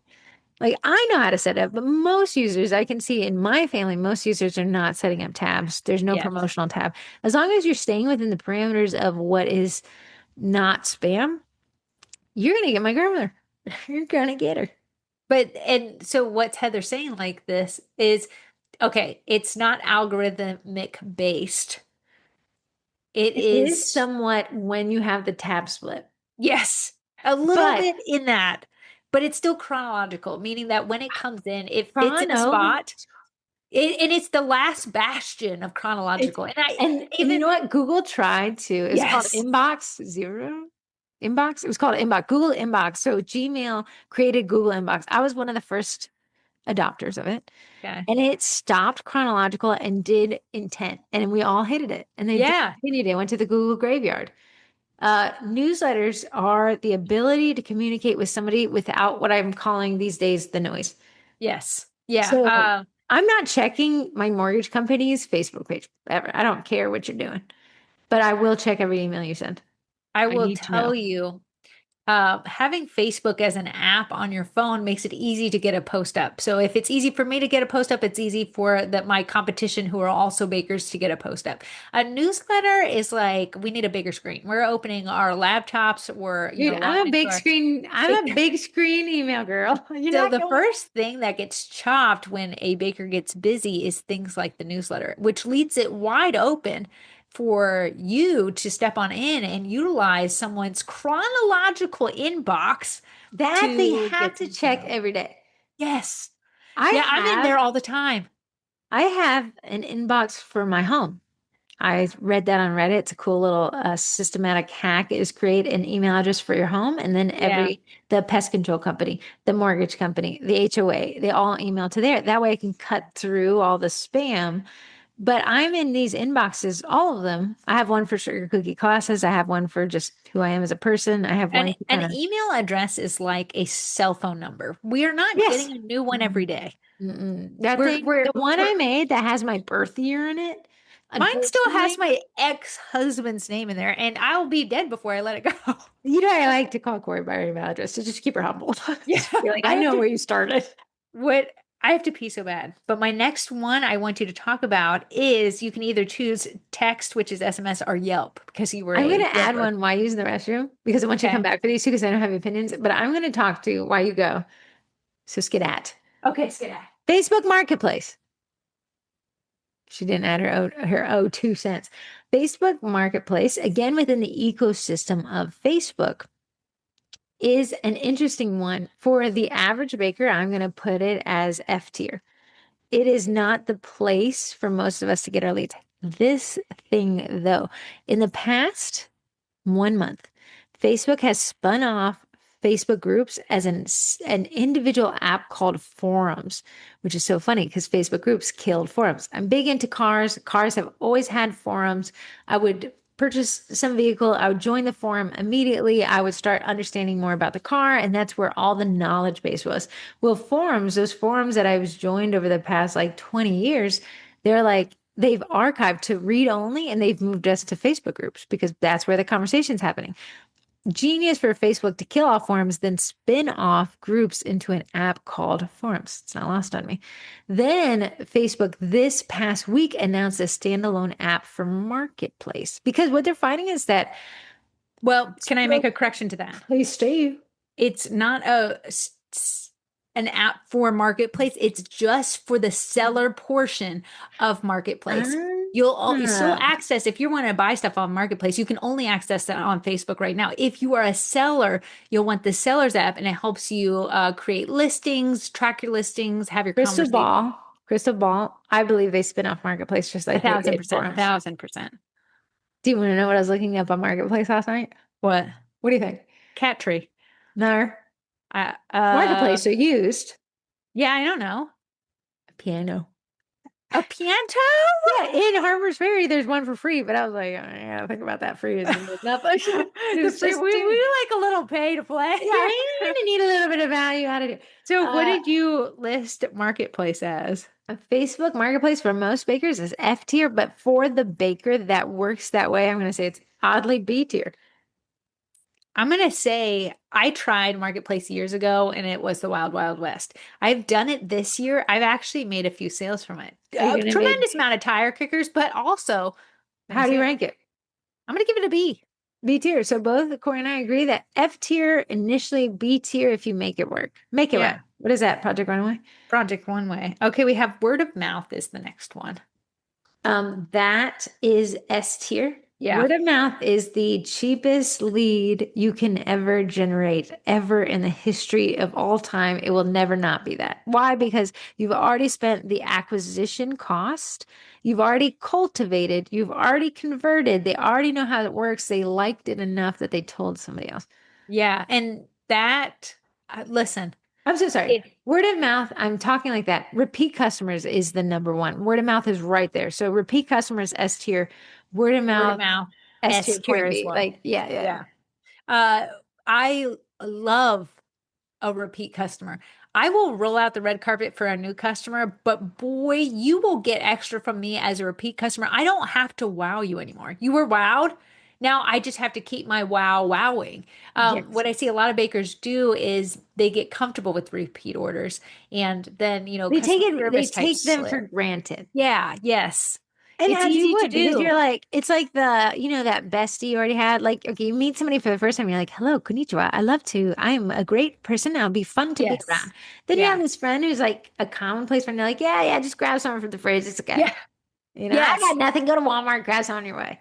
But then I can see I have this one lady, she's bought me from me for years upon years upon years, and I was growing just a tinge resentful because she never placed an order on time.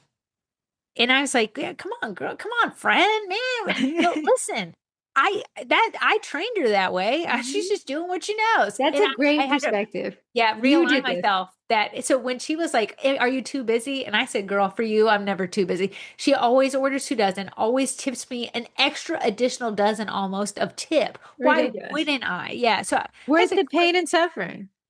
shut your face, get in the kitchen and make her order. No, word of mouth and repeat customers, S tier. And S tier all day long. You can make an entire business on word of mouth, returning customers, and you'd never have to worry about this other stuff. You should. thousand You should percent. worry about it, but like, because our natural aging and moving of people does shift our demographic. But you could have an exceptionally healthy business if you could make it off of word of mouth and Especially if repeat. you live in a town that doesn't have a lot of people coming and going. And there's a word for that I can't think of. Transient. Transient. I unfortunately live in a very fluid Transient. area. People are Mhm. constantly coming and leaving, so it's really hard for me when I see a repeat person. I'm like, oh my gosh, you're still here. But if you can live in like a smaller, not even a smaller town, just a town that doesn't have, so many military bases and, government entities in there, you have people that you can age with them. Yeah. You making their first order, you're making the kid's sixth birthday order, and That's they can just be your bread and butter. In terms of cottage bakers, we don't necessarily think like mechanics and hair cutteries Yeah, because we think like, oh, I have to earn each order. No, the haircut, as soon as I'm gonna get my haircut on Thursday, as soon as I leave, they're gonna be like, do you want a book in 6 months? Because they're building a book of business. Same with business. mechanics. I gotta get my oil changed every 6,000 miles, 7,500 miles, right? So they're trying to say, when do you want to come in next? The haircut is great because they can predict my hair's going to grow. Yeah. The mechanic has to kind of hope I fall within the parameters of a Listen, they're reschedule. putting a little sticker in my thing. Oh They yeah. they're judging. They're like, it's either this or And that. So bakers, you can build a book of business. You can do the same exact thing. And that comes a lot in using newsletters and then using something that cultivates that point of contact, which is CRMs, customer yeah. relationship management. It's right there. It's managing the customer relationship with you. Oh, to not to wake up and not feel like I have to market ground Yeah. zero every single time is amazing because I've baked for this one kid. His name's Knox. It's just a unique name. But I've baked from first, second, and now like third. I'm like I've We aged can with each try to milk this business and hope that Knox has a brother. Knox will eventually age out of the sure. demographic that wants the cookies, but we can get Mrs. Knox mom to kind of Oh say, yeah. hey, next kid, that next party, and that's that cultivation of it. But you can build an entire business, forget everything we talked about by doing word of mouth and repeat customers, by focusing on the population that already likes you. Yeah, and that is slept on. If you constantly feel that you're getting new clients that you always have to wow, and you're not getting repeat clients, it could be something along the customer journey. They just don't feel taken care of after the Or fact, even worse, you just didn't follow up. I'm like a one-hit wonder for most companies. I'm like, oh God, that was great. But if they contact me again, I spent 6 hours this weekend at tile and grout class. Yeah. From a class, if you listen to the podcast, I took back in April on power tools. Well, they email all the time. They called me up. They're like, hey, would you like to take this class for free in exchange for a review? Yeah, that was what it was about. But I was like, wow, I have now a relation. Like I know Nicole, I know Rich, I know Hans. Judson said he gave me a quote in my house. Like I'm building a relationship. You know where I'm going to tell people to go take a class on how to maintain their DIY house? And if you're wondering how to build a relationship, we go back to the newsletter, which is Yeah. a relationship building entity right there because you're staying in front of them even after the fact. After they've long come, gone, eaten the cookies, pooped them back out, you're still in their inbox saying, hey, I remember you. How are you doing? Something like that. We have the next one is text, which is called SMS when it comes to marketing. SMS. is as good as you want it to be and as bad as you can make it. It does sell to me in a certain way. I love it more for reminders. So my dentist, I also have a dental appointment.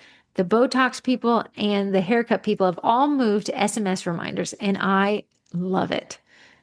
I That's love it because so much. you still find value Yes. in their service. I signed up.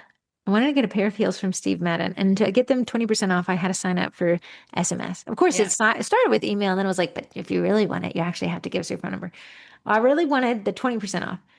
Now I've unsubscribed from every text because it's every minute of the day. The Paula's Choice scenario where it's like, Oh, run Paula's the choice. scale. I'm like, I've unsubscribed and she has burned a phone number and started a new phone number. And I'm like, how many times do I got to report and Yeah, I'm block, like, that's girl? not fair that I have to keep unsubscribing from SMS because you're switching the list I'm on. Here's Yes. one SMS thing I've never unsubscribed from. They message me about once a month, and it is Bath and Body Works. They only message me when there's a steep sale. So I want to say this comes down to segmenting Mm. your audience. And that's what Paula's choice is allergic to. When I you would say okay, that. Paula's Choice, if you sign up, you get a discount for them. So they're getting new people signing up, but they've gotten me who's used their products 10 years ago. But they're sending us the same exact text all the time. Like, Paula, I couldn't have gone through the bottle yesterday in a day's I know. time. It's And yeah, the because they're like, segment, she's in the general list. Send her a reminder that everything's on sale. But it was like, what are you saying? It was like 3 times a day. Ridiculous. yes, yeah. So segmenting your audience, which means cookie class participants get a certain text from you once a month when you open your new class. Custom order people get a text from you when your books are open for the new month. And then pre-sale people, pre-order people get a text from you when you do your pre-sale job. You're going to have a way better user experience, a way better retention rate I'm when going you to tell you, segment that audience. opt-ins, opt-ins for list segmentation are so strong. Your list will be widow. They'll be little baby lists. Yes, They will but be they'll the be strongest strong, lists, the strongest strong. little baby you've ever seen in your life. I went to a mechanic shop in Corey's area called Gabe's. Yeah. I now live an hour and a half away from Gabe's, but they recently adopted a new program that sends SMS texts. Yeah. I unsubscribed immediately. There's no chance in hell I could ever make it out there. Also, I thought the guy was kind of weird. And so their unsubscribe rate is through the roof right now, which would make Sure. sense. They just kicked it on. The last time I went to Gabe's was probably 3 years ago. Yes. Yeah. And they're just, So when you kick on these programs, you're going to get a lot of pushback. It's new. You didn't it's, segment before. It's fine. yes. Uh, Yeah. you don't want to buy a list ever. We just don't live in the economy where the marketing economy where that's Makes sense. judicious at all.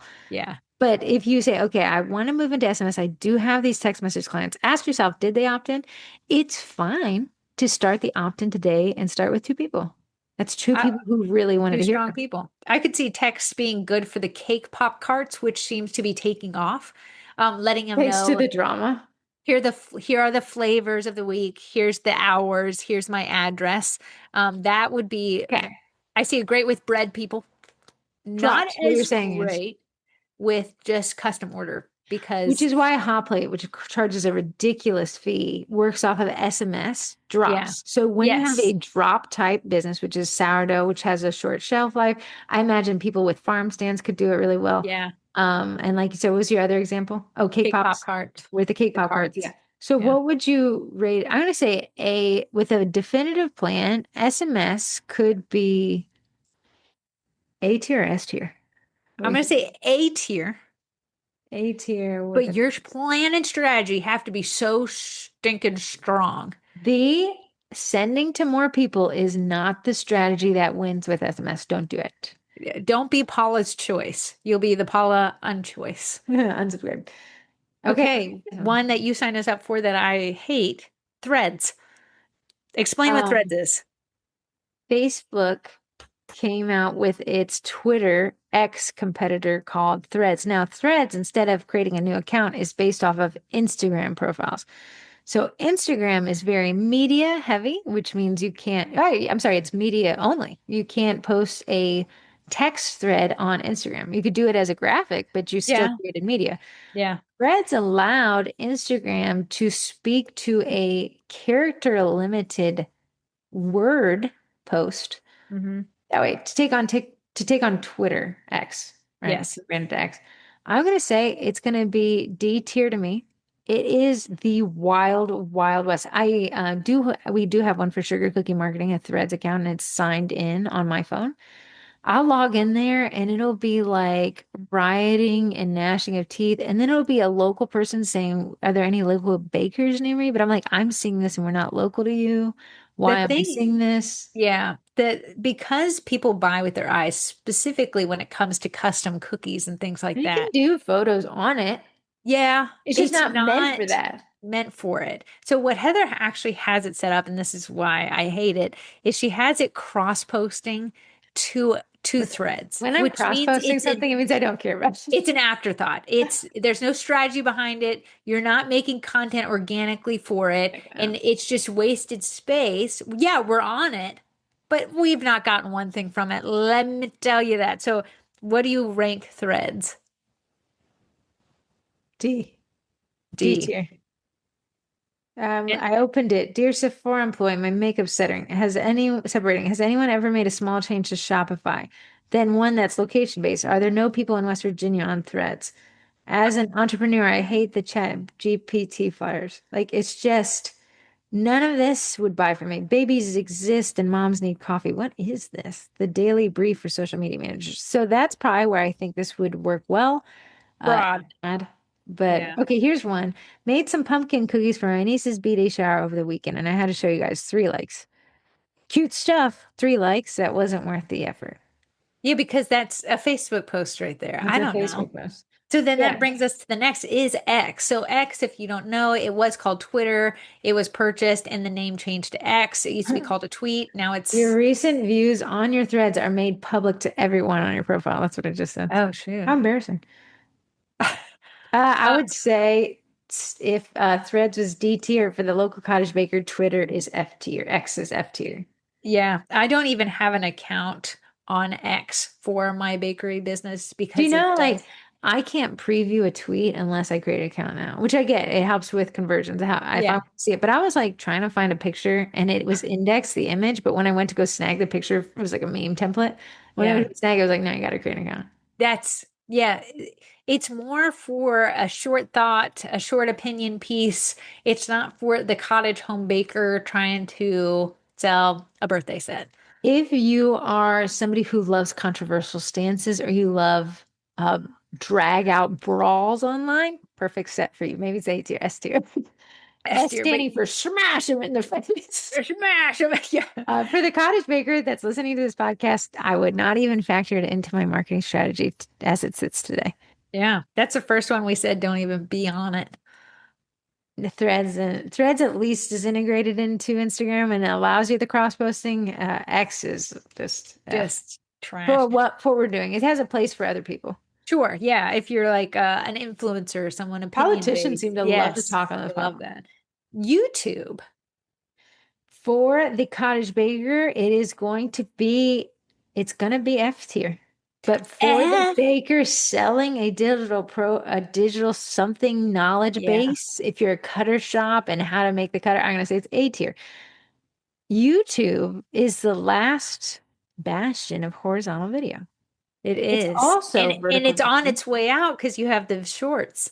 Shorts, which I'll be honest, I'm never watching a short. I don't like it. I would go to I TikTok think for you're that. not logging into YouTube to watch a TikTok style video. I'm You're logging watching in. a documentary. Yeah. We'll be locked into this channel for 3 hours. But YouTube, knowing that people are favoring that short form vertical video, has created what's called shorts, and they're obviously short. Do you know Um, what? The absolute bar nut, you would scream. The number one highest performing video in sugar cookie marketing is is it a video, short? YouTube. It's a short of us with a buzz cut. It gets thousands of views. It has That's nothing to do with our business. embarrassing. It's a trend from 4 years ago. That is the number one performing video. Now, in terms of a company like Eddie, who Yeah, sells a machine that has tutorials around it, A tier, if not S tier. Those are also the highest performing videos they have are Eddie how-to videos. yeah. In terms of the local cottage baker trying to reach local, outside of reposting, you remember I told you if you're just cross-posting, it means you don't care. Yeah. Outside of cross-posting your local stuff, I just don't see it worth the effort today. Not when Reels and TikToks are handing out reach like candy. I would say maybe if you were a brick and mortar, there's a little bit more space on What are you gonna YouTube. do? What 3 minute to 10 minute video to an hour video You you're could gonna put? highlight a class, highlight something coming up, highlight, the town hall We'd have meeting. to create a whole separate strategy just for the channel. I know, I know. So that's where I see most bakers fall short. People are logging on to YouTube to learn something for free for Um, FRE. did you just log into I was logging into YouTube just last night. We're teaching the boot camp on Procreate. I wanted this hack that I already knew how to do, but I just needed to remember the setting was. Some guy, here's it in 2 seconds. Thank you so much. Goodbye. Yeah, No that's subscribe, no conversion. you're on YouTube for views. Yeah, subscribers if you can talk them into it, but people aren't logging in there to buy something. They're logging in to learn something and they don't want to pay a dollar for it. So, Corey and I, as Sugar Cookie Marketing, should be on YouTube because a lot of bakers are like, how do I make more sales? So I'd go to YouTube. Here's a video about this. YouTube, owned by Google, it's actually an index now, which means it's yeah, also in AEO. yeah. It's being searched by the AIs. Yes, yeah. Yeah, so definitely F tier for the cottage home baker. Yelp. I'm gonna say Yelp is D tier. It used to be it'd be something if you had asked me 10 years ago when none of these other business profile options Yeah. existed, it would Heather have been was a my Yelp elite. guys. I got voted in by a panel of people to be Yelp elite. Panel of Um, peers voted Heather in based on our pizza profile. a lot of peas there, and I'm gonna tell you, Yelp got. I'm gonna say too big for its britches. I know there I were think some got lawsuits in greedy. there. Greedy. Greedy. Ads, the repression of good reviews when they were merited, the onslaught of bad reviews when they weren't merited. And then, frankly, what I believe happened is that Google said, well, I prefer Google Business Profile. You're listed in my Google search Yeah. to favor Google Business Profile, which Yelp is just a review engine. Why would I go to Yelp when my first click is right there? I can see exactly what people think on a Yeah, Google. I think Google pulled the rug out from under Yelp. Yelp used to be the pillar of where you would go to get authentic reviews of local places. It And it made was the heyday. it made businesses slaves. Yeah. So Yeah. for the cottage baker, D if not F tier, because to even create a profile, yeah, make your profile, but really just create the So webbing of like I'm here, but I would not even that's what I utilize it for. To even put a logo on Yelp is a wait, nickel monthly and fee. dime. And It's a then once monthly they fee. once they get your phone number, well, Oh, their they call house. me all the time. They Yeah. literally call me all the time.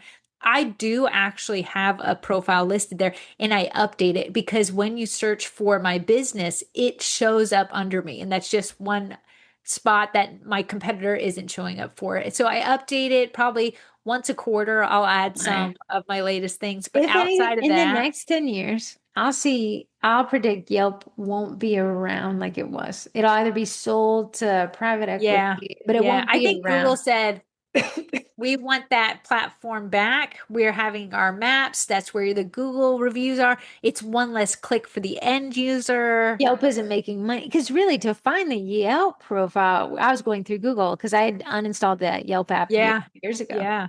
It And I is think pretty ridiculous. they, At one point, you would have heard me say S tier, and that oh, was because probably if 10 you years did ago. cookies near me, Yelp would have been the first website to show up.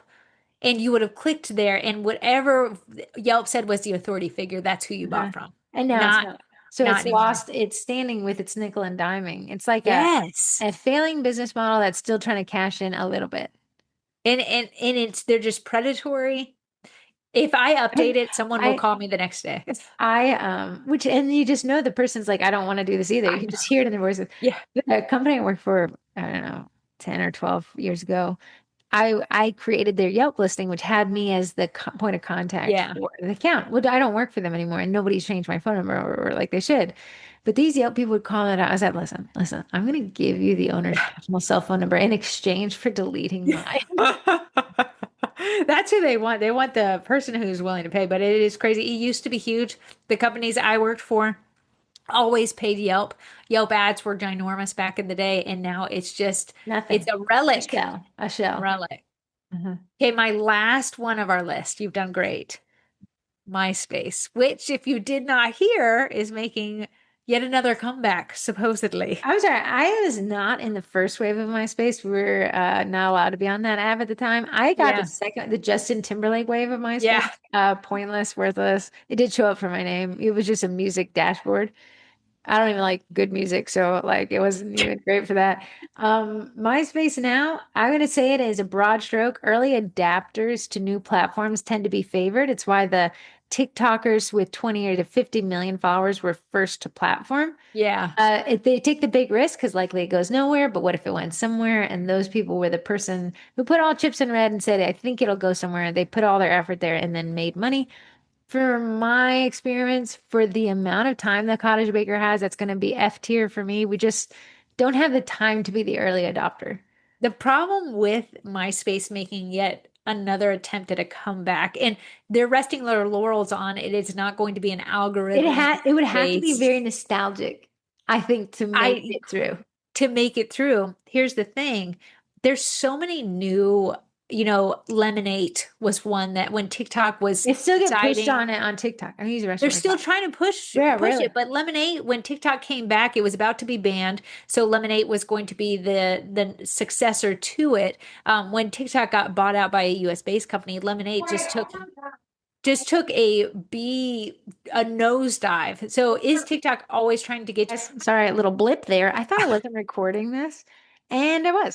So And we I don't said have to that was discuss great information that they'll never ever hear. So that was all I had as far as what is out there now, out and about, past, present, future, um, resurrected MySpace, and how you could utilize that for your business using. this applies today, and it is August 4th, 2026. This would sound probably different in 365 days. Oh, sure. Yeah. Who knows what Facebook Meta spin-off, I'll let you know, I was a real big Google Plus user. I didn't even bring up Snapchat.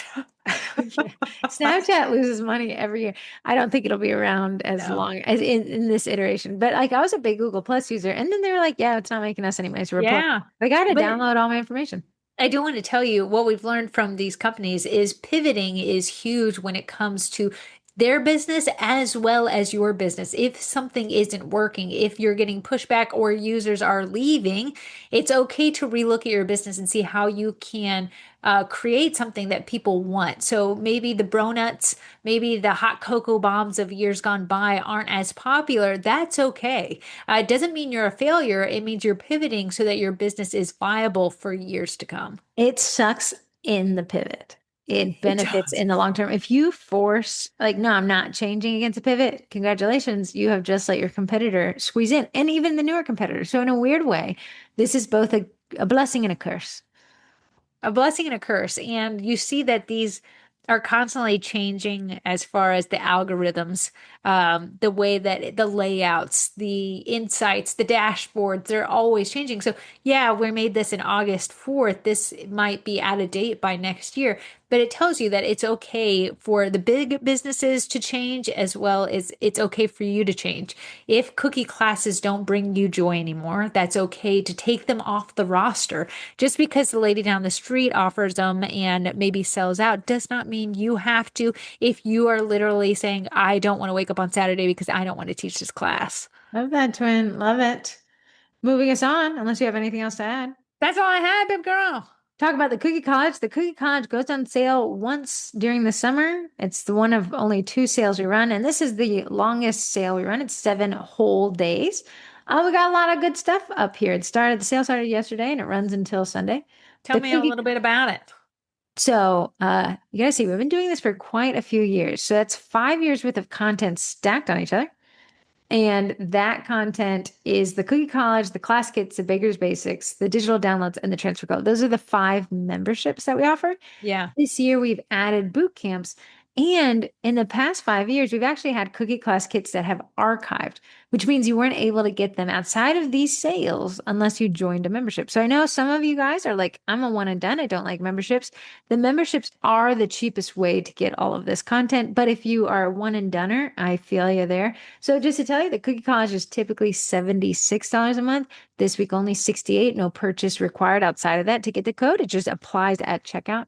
The class kits is always $63 a month. This week only 31.50, and it gets you a 2026 lineup, which is those Yeah. intermediate and then beginner intermediate that we're shifting to for the next 6 months. You can cancel anytime on these memberships. So you could sign up today, download it all tomorrow, cancel it the third day. Baker's Business Basics is typically 36, but now it's $18 a month. Now the caveat with that one is you get a discount code to get the Cookie College at the rate today whenever you feel like upgrading. So if Yeah. you're like, well, I'm not for the $68 today, sign up for the Baker's Business Basics in 2 months or 3 months. If you're like, now I'm ready, you can make that jump and get that discounted rate. Yeah. The digital downloads are these kits that I talk about. We did the trash man, I did the mailman. Now we're working on a cleaning company. It's 7 printable files, including an STL transfer sheet, cookie tag, cookie backer, etc.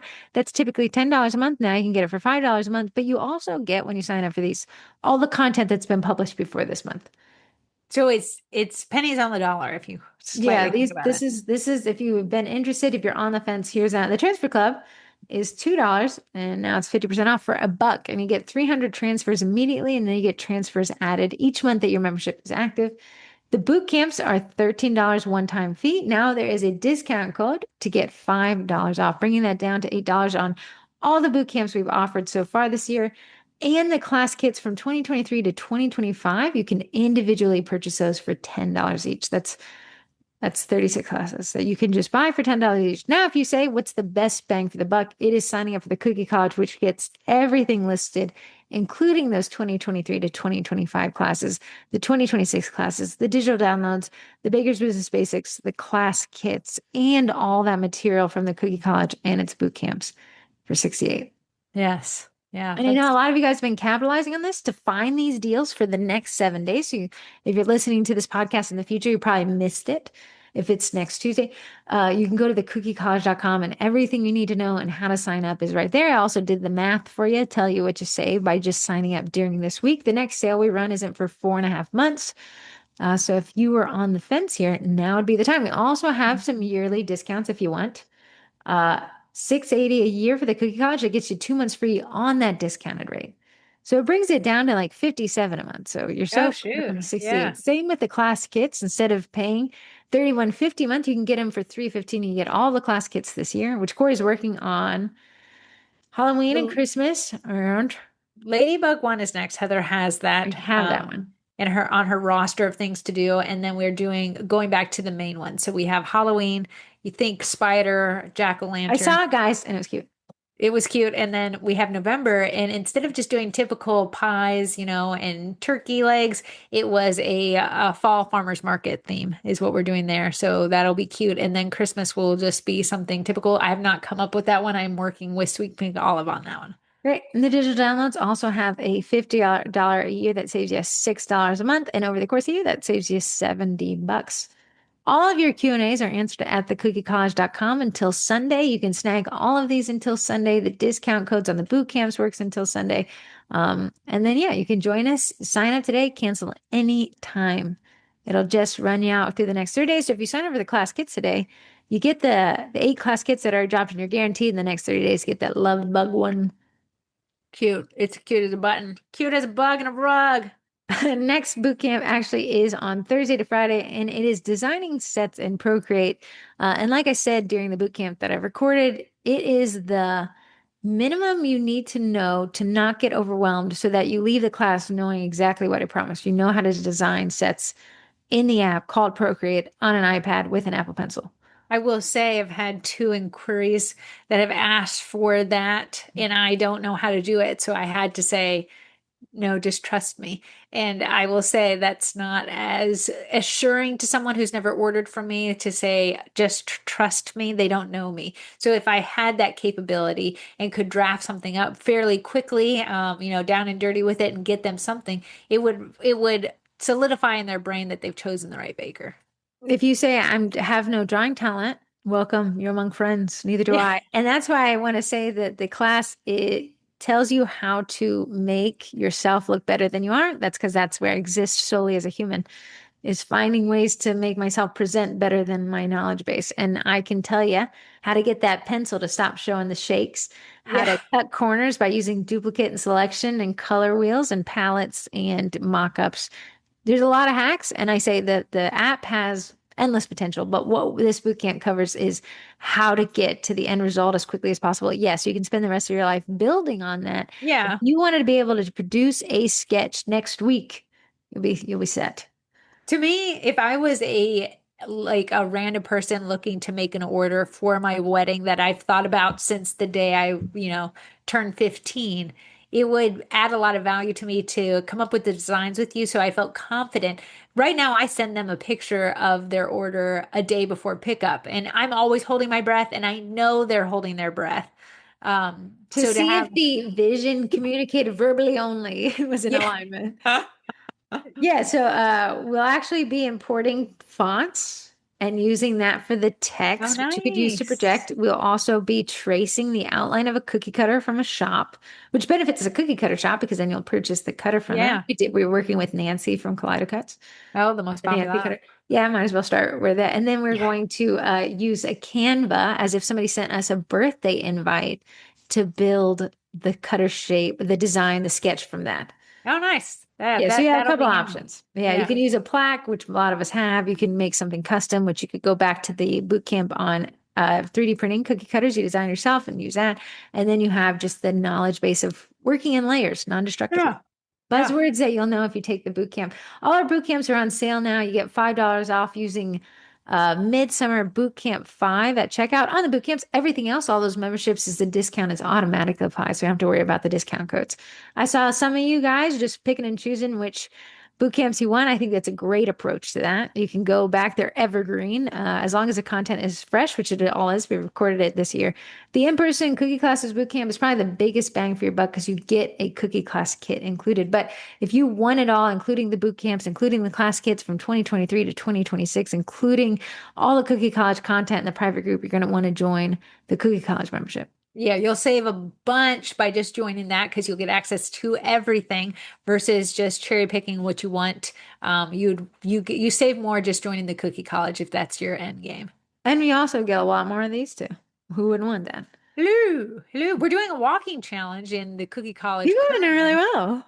Oh, I just holding myself accountable. I walked more just so my steps looked higher the next day. Yeah, the walking challenge is everyone beg for these to come back every day during the month of August. You check in with your steps for the day prior.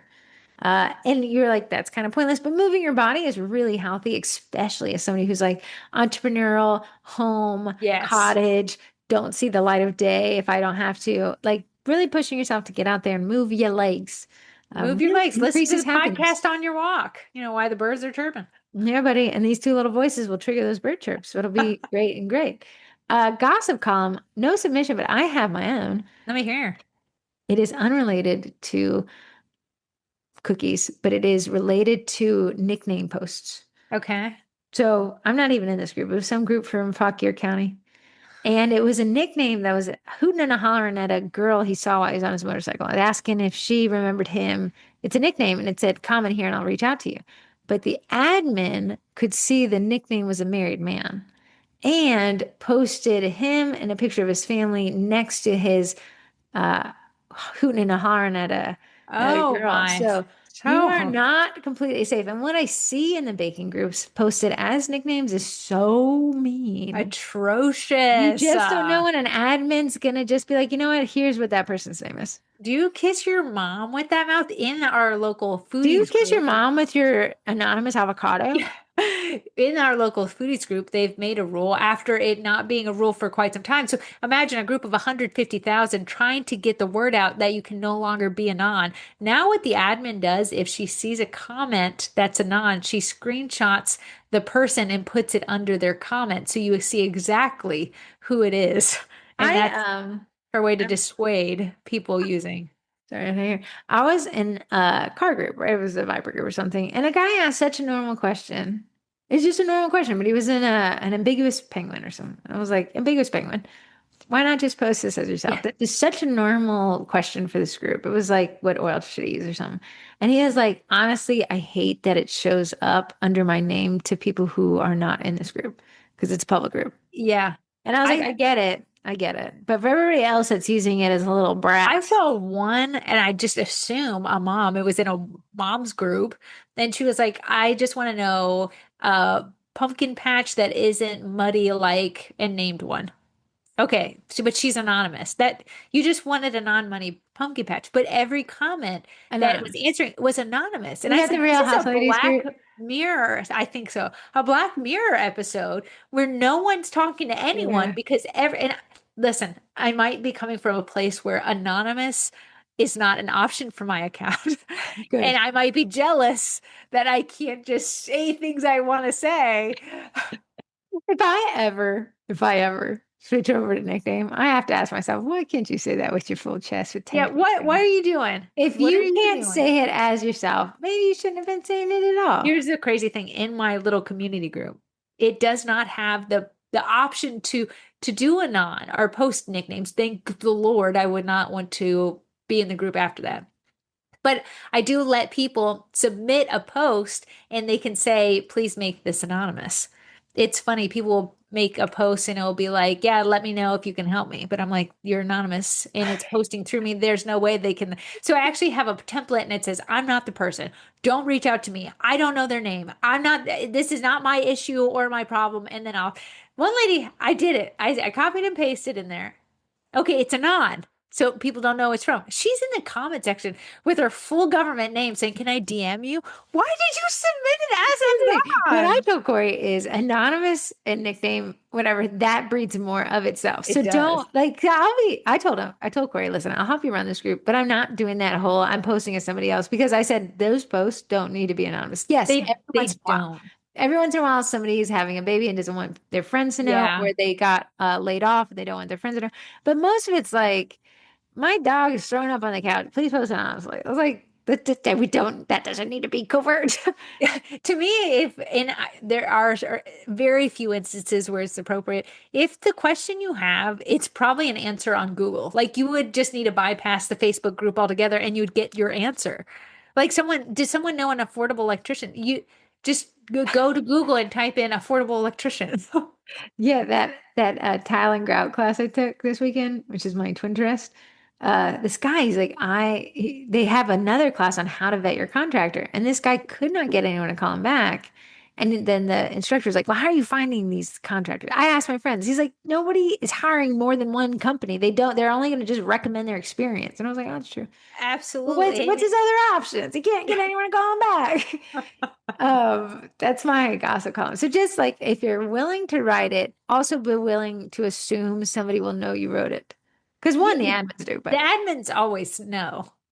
So it's not even a non. Thank goodness I don't even care enough to remember the people's names that post it. But just that lady was like, can I DM you? I said, literally, you were the lady who submitted this post. I Why did mean, you need me? are upcoming events. The Midsummer membership sales the next 7 days started yesterday, so it ends on Sunday. If you've ever been on the fence about joining, please join us. We got some cool things coming down the pipeline. My blind. Pipeline. The Vendy Blendy is in 16 weeks, which feels ever closer. I feel like we started, It's, it was 52 weeks when I I said it. know. It's the time is ticking. Back to school. Some of you guys done been back to school. We're not back to school here in this area for 3 weeks. Was our turn 3 weeks? Yeah, he goes back on the 25th, an odd Tuesday. I hate that. Is that because Labor Day is the 24th or something? No, nothing is on the 24th. Give those teachers one last big old breath. Yeah. I'm sure it's Uh, their in work day. Labor Day, not a big cookie day, but it is the signal to me that we switch over to fall brain. That's Yeah. in 5 weeks. NFL season is in 5 weeks, which that NFL themed cookie class gets on sale for $10. Makes for a great DIY kit. Nice. Yeah. Girl does. Canadian Thanksgiving to our hat neighbors, that's 10 weeks. Halloween, 13 weeks. And Veterans Day is 14 weeks. So Wow. we're narrowing down the year. We're definitely swiftly approaching. I can't believe it's already August. At the end of August, it's mid-August is back to school. Yes. So this is our lock-in month. This is the runway to, oh my goodness, push to the rev limiter, drowning, candle from both ends, holiday season. Yeah. We survived the Jays yet Yeah, again. I opened up my calendar for August to December, and I can tell the people who've gotten home from vacation are logging in and booking. I have a short weekend trip next week. I could have sworn it was in 2 weeks. Could have sworn. But that's how fast the rest of the year will be coming Yeah. at us. Boom, Yeah. boom, boom, boom. Crazy. And then you're like, I'll never do this again. And then we're back at February, Valentine's Day. Yeah. Doing it again. One text in. So the text in number 2282, automatic winner to 15% off of Cookie Design Lab code twins. But if you text into the podcast, you could get a chance to win a month of Cookie Design Lab, which is one of those softwares like, okay, in this Procreate course, I'm going to show you how to do designs and sketches.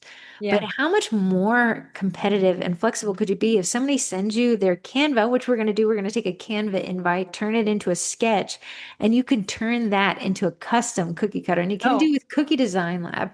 yeah. Once you and Corey was printing up a storm yesterday. A storm, maybe a storm. And once you can make your custom, now you're not a custom cookie baker, you're custom cookie baker. Oh, it's added A such a differentiator. level. Yeah, sure. Because a lot of times those bakers are like, okay, here's what the invite says. Does anybody know if a flamingo looks kind of like this that I can buy today, Yeah. get it shipped tomorrow? And the Etsy shop isn't on a summer vacation for the next Yeah. 3 weeks, and I don't have to spend $50 to get it from Australia. I know. And Cookie Design Lab using code twins at 15% off is going to be how to do. And if you're overwhelmed, it's not overwhelming. It's very much easier than you think.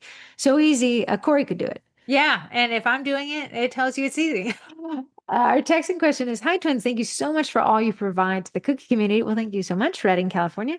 I want to start planning holiday cookie classes. I know we're still in July, but living in San Francisco Bay Area, events get planned out early. Do you have any suggestions on how to find businesses that are a good fit for classes? When contacting businesses, would going through DM or their Instagram be okay, or should it be a formal email? I'm going to Yeah, say all of the above. And in a series of things, there's a racetrack, an auto racetrack down the street, and I was looking at their social media just to find if I want to do sure. spectator, spend a Saturday there. And it was like for the fastest response, message us on Instagram. I find that to cut through the clutter, everyone has the business app and Facebook app on their phone, so you can go to them quickly through Instagram. However, I'd probably lead with an email. What are your I thoughts? lead with an email, follow up with an Instagram. Yeah. So I got to sneeze, so delve into that.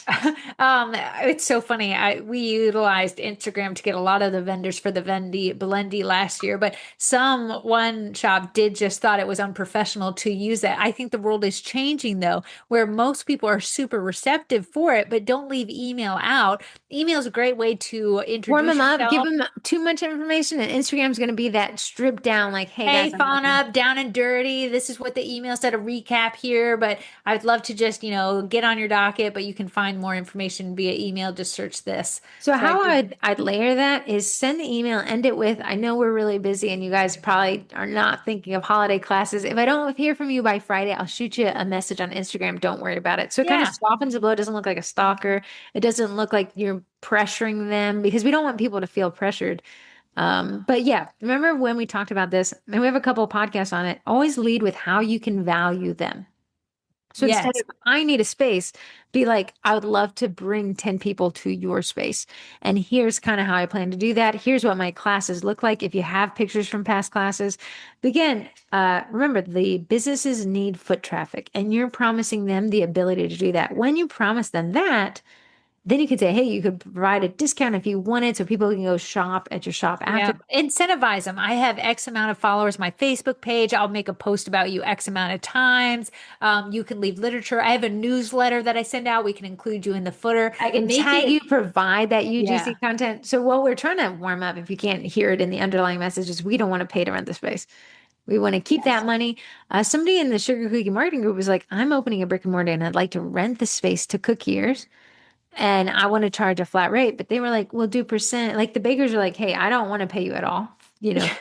But I get that this is a baker who's like, well, I could fill the space myself. So we got that give and take and finding the compromise, which puts the most money in your pocket while also benefiting that business is a strategy. Yeah. So I like to do it non-monetary first, especially if you have a little bit of a following on social media. That always works best. But as cookie classes have gotten a lot more popular since, the onslaught of this, we've brought it talked about it endlessly over the years. So now it's super popular to teach cookie classes. You'll find a lot of people want to do like a division of but everything's negotiable. Percentage. Everything's Yeah. negotiable. Here's what I'm also going to challenge you. It's a numbers game. So find about 5, 6 spaces you like and send them all that email. You're going to get some no's. That doesn't mean you're worthless as a human being. It just means that Uh, wasn't a perfect fit for both of you. Finding 6, if you end up with 3, awesome. Then you got 3 spaces to choose from. yeah. And then that means you're a great salesperson. It's a 50% conversion rate on at Yeah. least getting the ball going. Yeah, the ball going is the hardest part. Once it's rolling, it's easy to create that relationship. As with what we talked about earlier in the podcast, you never want to treat your solid homies poorly. So you always want to make sure that you're leaving the place better than you found it. Always making sure to do the shout outs for them. Never taking them for granted. And yeah, Corey and I found a space. It's limited in seating, but we don't have to pay for it. So it is worth the trade off for us because I can consistently post my classes. So we've already posted our Christmas and Halloween classes, and they have now reached, as of this week, a wait list. Nice, nice. So You I saw do that agree. my last week was push the class week. So I think we're booked out now because it was one of them definitely has a wait list. So Reading, Pennsylvania, I agree with you. Find those locations now. One, you don't have to compete with bakers who all are looking for spaces in that go time, and then you can start booking those out because when bakers wait till the month before, they really only have 2 weeks promotional runtime before they have to make the call. yes. Yeah. Yeah. And what happens is somebody's like, well, I haven't been able to fill class. Well, what was your runtime? Well, I have the class in 2 weeks, but I started 2 weeks ago. Well, I understand why you did that. It makes total sense. However, now you're in that, like, there's 4 people, but I needed 10 people, but do I cancel? Yeah. Are they gonna be Yeah. upset? Stress, running discounts. It is stressful working like To that. ask people to pay for something in July that's in December, I'm going to get cancellations. But again, the trade-off there is I'd rather know that I got most of the class full and I got a wait list now. So I'm better on my cancellations. Now I can even add an extra class if we wanted. Yeah. We did a 6 month run instead of a full 12 We months did of, back off of that because we were yeah. finding a lot more cancellations, as would be. Who knows what's going to happen 12 months from now, except for my dentist who makes me schedule every 6. Our sponsors, without these sponsors, and full disclosure, none of these affiliate links, except for one, they're not even a sponsor. These are not affiliate links. If you use these discount codes, these are between you and the sponsor. They have offered you directly. We don't make a cut from them. I Yeah. love that you're using it because it signals that you are listening to the podcast, but this is the buy. It is not required to be a sponsor to offer a discount. These people have Yeah. chosen to do this for you guys specifically. Corey and I see nothing of this. So if you sign up for Cookie Design Lab using code TWINS, that's 15% off that Cookie Design Lab has given you directly. They have a 5-day pass and a year pass. I actually pay for the year. Um, It's a that's 7-day pass for seven. Excuse $5. me. I'm so sorry. I'm in the year, so never look at you. Popper is paying for 7 days. Bakety Bake code TWINS gets you 10% off. That's Corey's favorite meringue powder. There's many meringue powders to choose from, but you like that one because it has white food coloring, corn syrup, and hold on. Vanilla extract. Dude, vanilla extract. I was never going to get that. I Code do want to TWINS. say Eddie, which is Primera, they wanted us to actually Oh, talk shoot. Go ahead. about Connie, which is the cake sheet printer. They are doing pre-orders now and it's shipping in September. So we're in August now. Oh, You'd be getting it by next month. can you explain to me in terms of Eddie's a direct to food printing on top of a Yes. cookie printer? What is Connie? Connie is prints on wafer paper or icing sheets. And, there was not a real great printer beforehand. A lot of people used a Canon printer, which is Yeah, which just always as is the alleged is, did it typical. run through paper first for a And test we don't kit? know if you didn't know, Primera is actually a printer company. Before it ever made Eddie, it focused on these big old printers. So what they've done is when they've segued into Eddie using edible food coloring, they've also saw that there was a need for people who use cakes who like to do these sugar sheets, the burn away cakes, things like that. They're still big and a lot of people use them, especially if you don't have an Eddie. This would be a great segue into getting one because you could still do, the portraits and, the baby invites and use the photos and things like that. So they are taking that now if you would like to sign up. Okay, can we order? Oh, let me see. It is on their website. Connie. Oh, it is priced. It is considerably cheaper than the Eddie, which would be a great tool for the arsenal. It is Connie the cake sheet printer. So I guess that means it's width that can cover an entire cake sheet. Well, so that's a size of a piece of paper. So you just cut it down Ah, to size. Yeah. very nice. It is 1,000. Oh, that's a chat bot. Sorry. 1,695. The max area is 11 inches by 17 inches, and pre-orders are live right now. Now accepting pre-order ships mid-September 2026. Nice. Guarantee your spot. You expect your ship date mid-September, and that is the benefit of the pre-order. So you can go to primera.com, and the URL, if you're not using Google, is / Connie cake sheet printer. Nice. So that is their announcement that they wanted to do. So now they've really entered all of the baking realm. They have the cookiers, the cake poppers, and now the cakers are all covered. It's engineered to stay clean and ready even after sitting idle, and they're working on its NSF certification, which will be the first edible printer with that Nice. certification onto the edible sheets. Very cool. Are you tempted? Are you tempted? What would you I'm say? not a caker, but I'd be tempted to have it. But where do I put it? Where's the space? But Yeah, it Eddie, looks pretty narrow in terms of, I'm always a big, like, how much space of my life is this take? yes, I know there's a ton of edible food printers, but Eddie takes the smallest footprint. So if you're that's limited handy on for me in space, this teeny tiny townhouse. maybe in your new house or get a bigger cookie room. It's also going to be a teeny tiny townhouse. I'm an empty nester now. I mean, I still am for 2 years, but Corey's the nest is son, getting empty. Corey's son is staying at my house next week, but I only have one bed because I'm one person, so we'll have to have a bunk bed. Bun to Corey bun. said, put him on the floor. So Daisy Makes use code twins10 for 10% off. I love watching Daisy Makes on social media. She's a great person to watch. She's everywhere, always, all at one time. And she has just a robust marketing strategy. Again, it's cake pops for the cookiers. I love that tagline because it really explains that she takes the enigma of cake Yeah. balls and turns it Yeah. into this system that really resembles cookie cutters. Yeah, it really does. And they're a natural, if you wanted to add it, you would be using hers to make it make sense for you, especially if you're a cookier. We don't have like, we're not cake poppers. We don't have like all the time to mold them and shape them. I need a disc and I need it now. Yeah, it's pretty impressive. It's the only way Corey's really been confident in doing this. Yeah, I'm not calling myself a cake popper, but I can kind Didn't of you say with somebody it. ordered a bunch for me? That's next week. I gotta make them. Are you using the Daisy Make system? Is I it think so. I very think nice? Very so. nice. So it just is a better approach with the cake balls. It's always like snowboarding versus skiing. Like it's hard to get started with snowboarding, but it's really hard to get good at skiing. Yeah.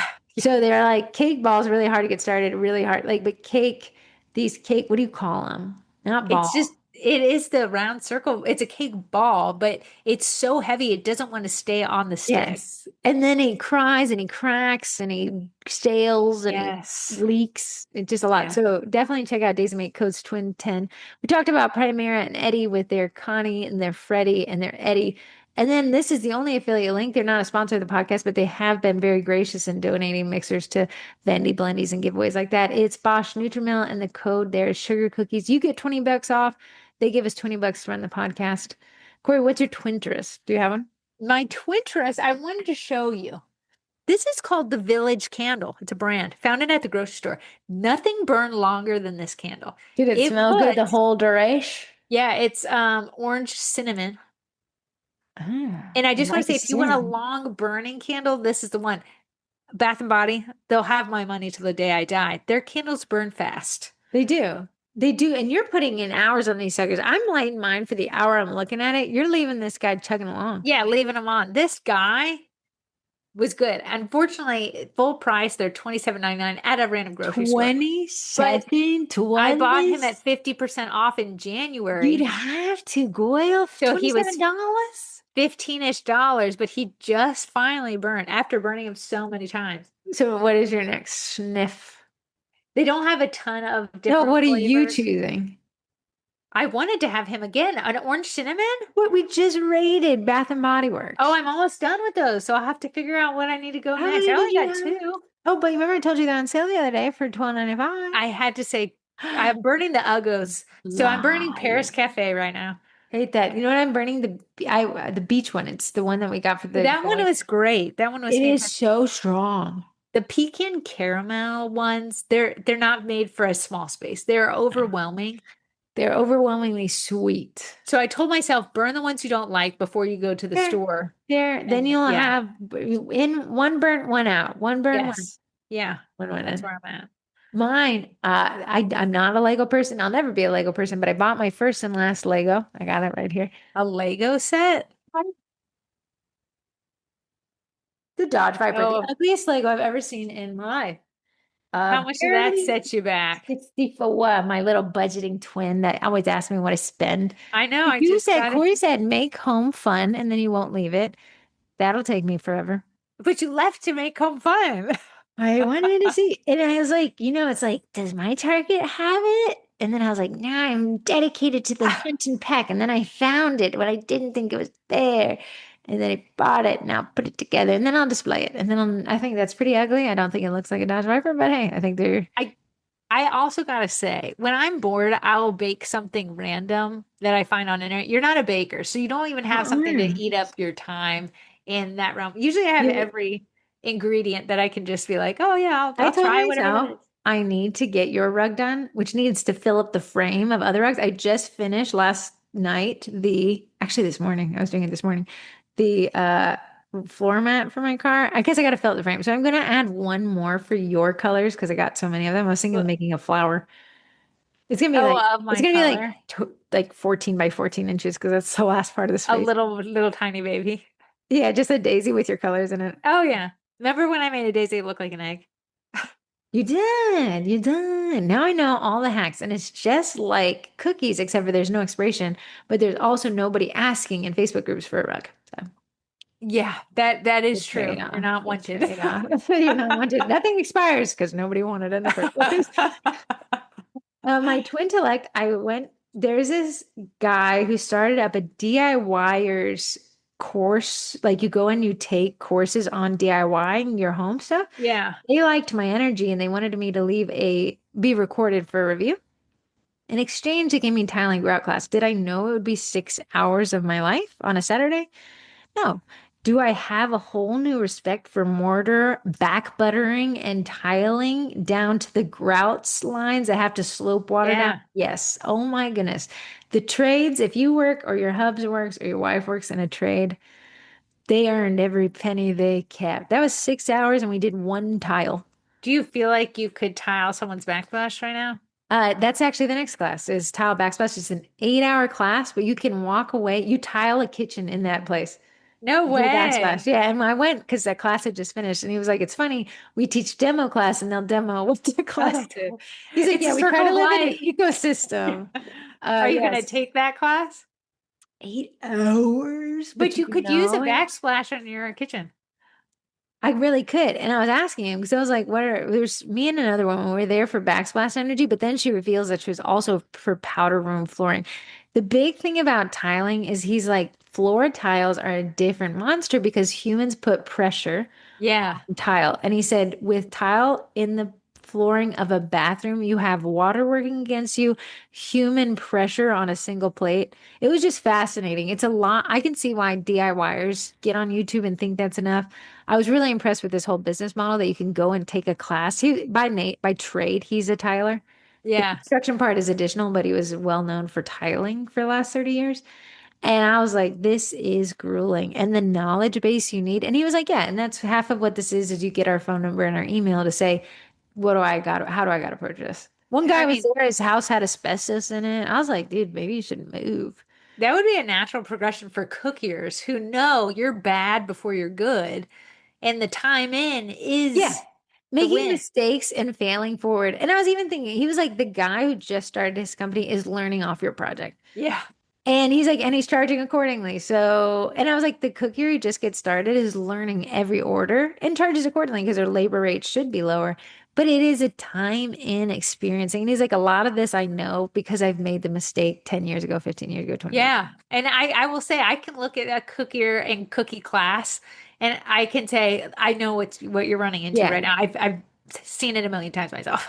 A couple of things I took back because I was like, this is a great application of teaching cookie classes because we're the same. Really, we were icing the grout, we were Yeah. piping it in there. Um, it's easy to get lost in your own jargon because you're experienced and we're not. So he Yes. kept using like mortar bed, Schluters.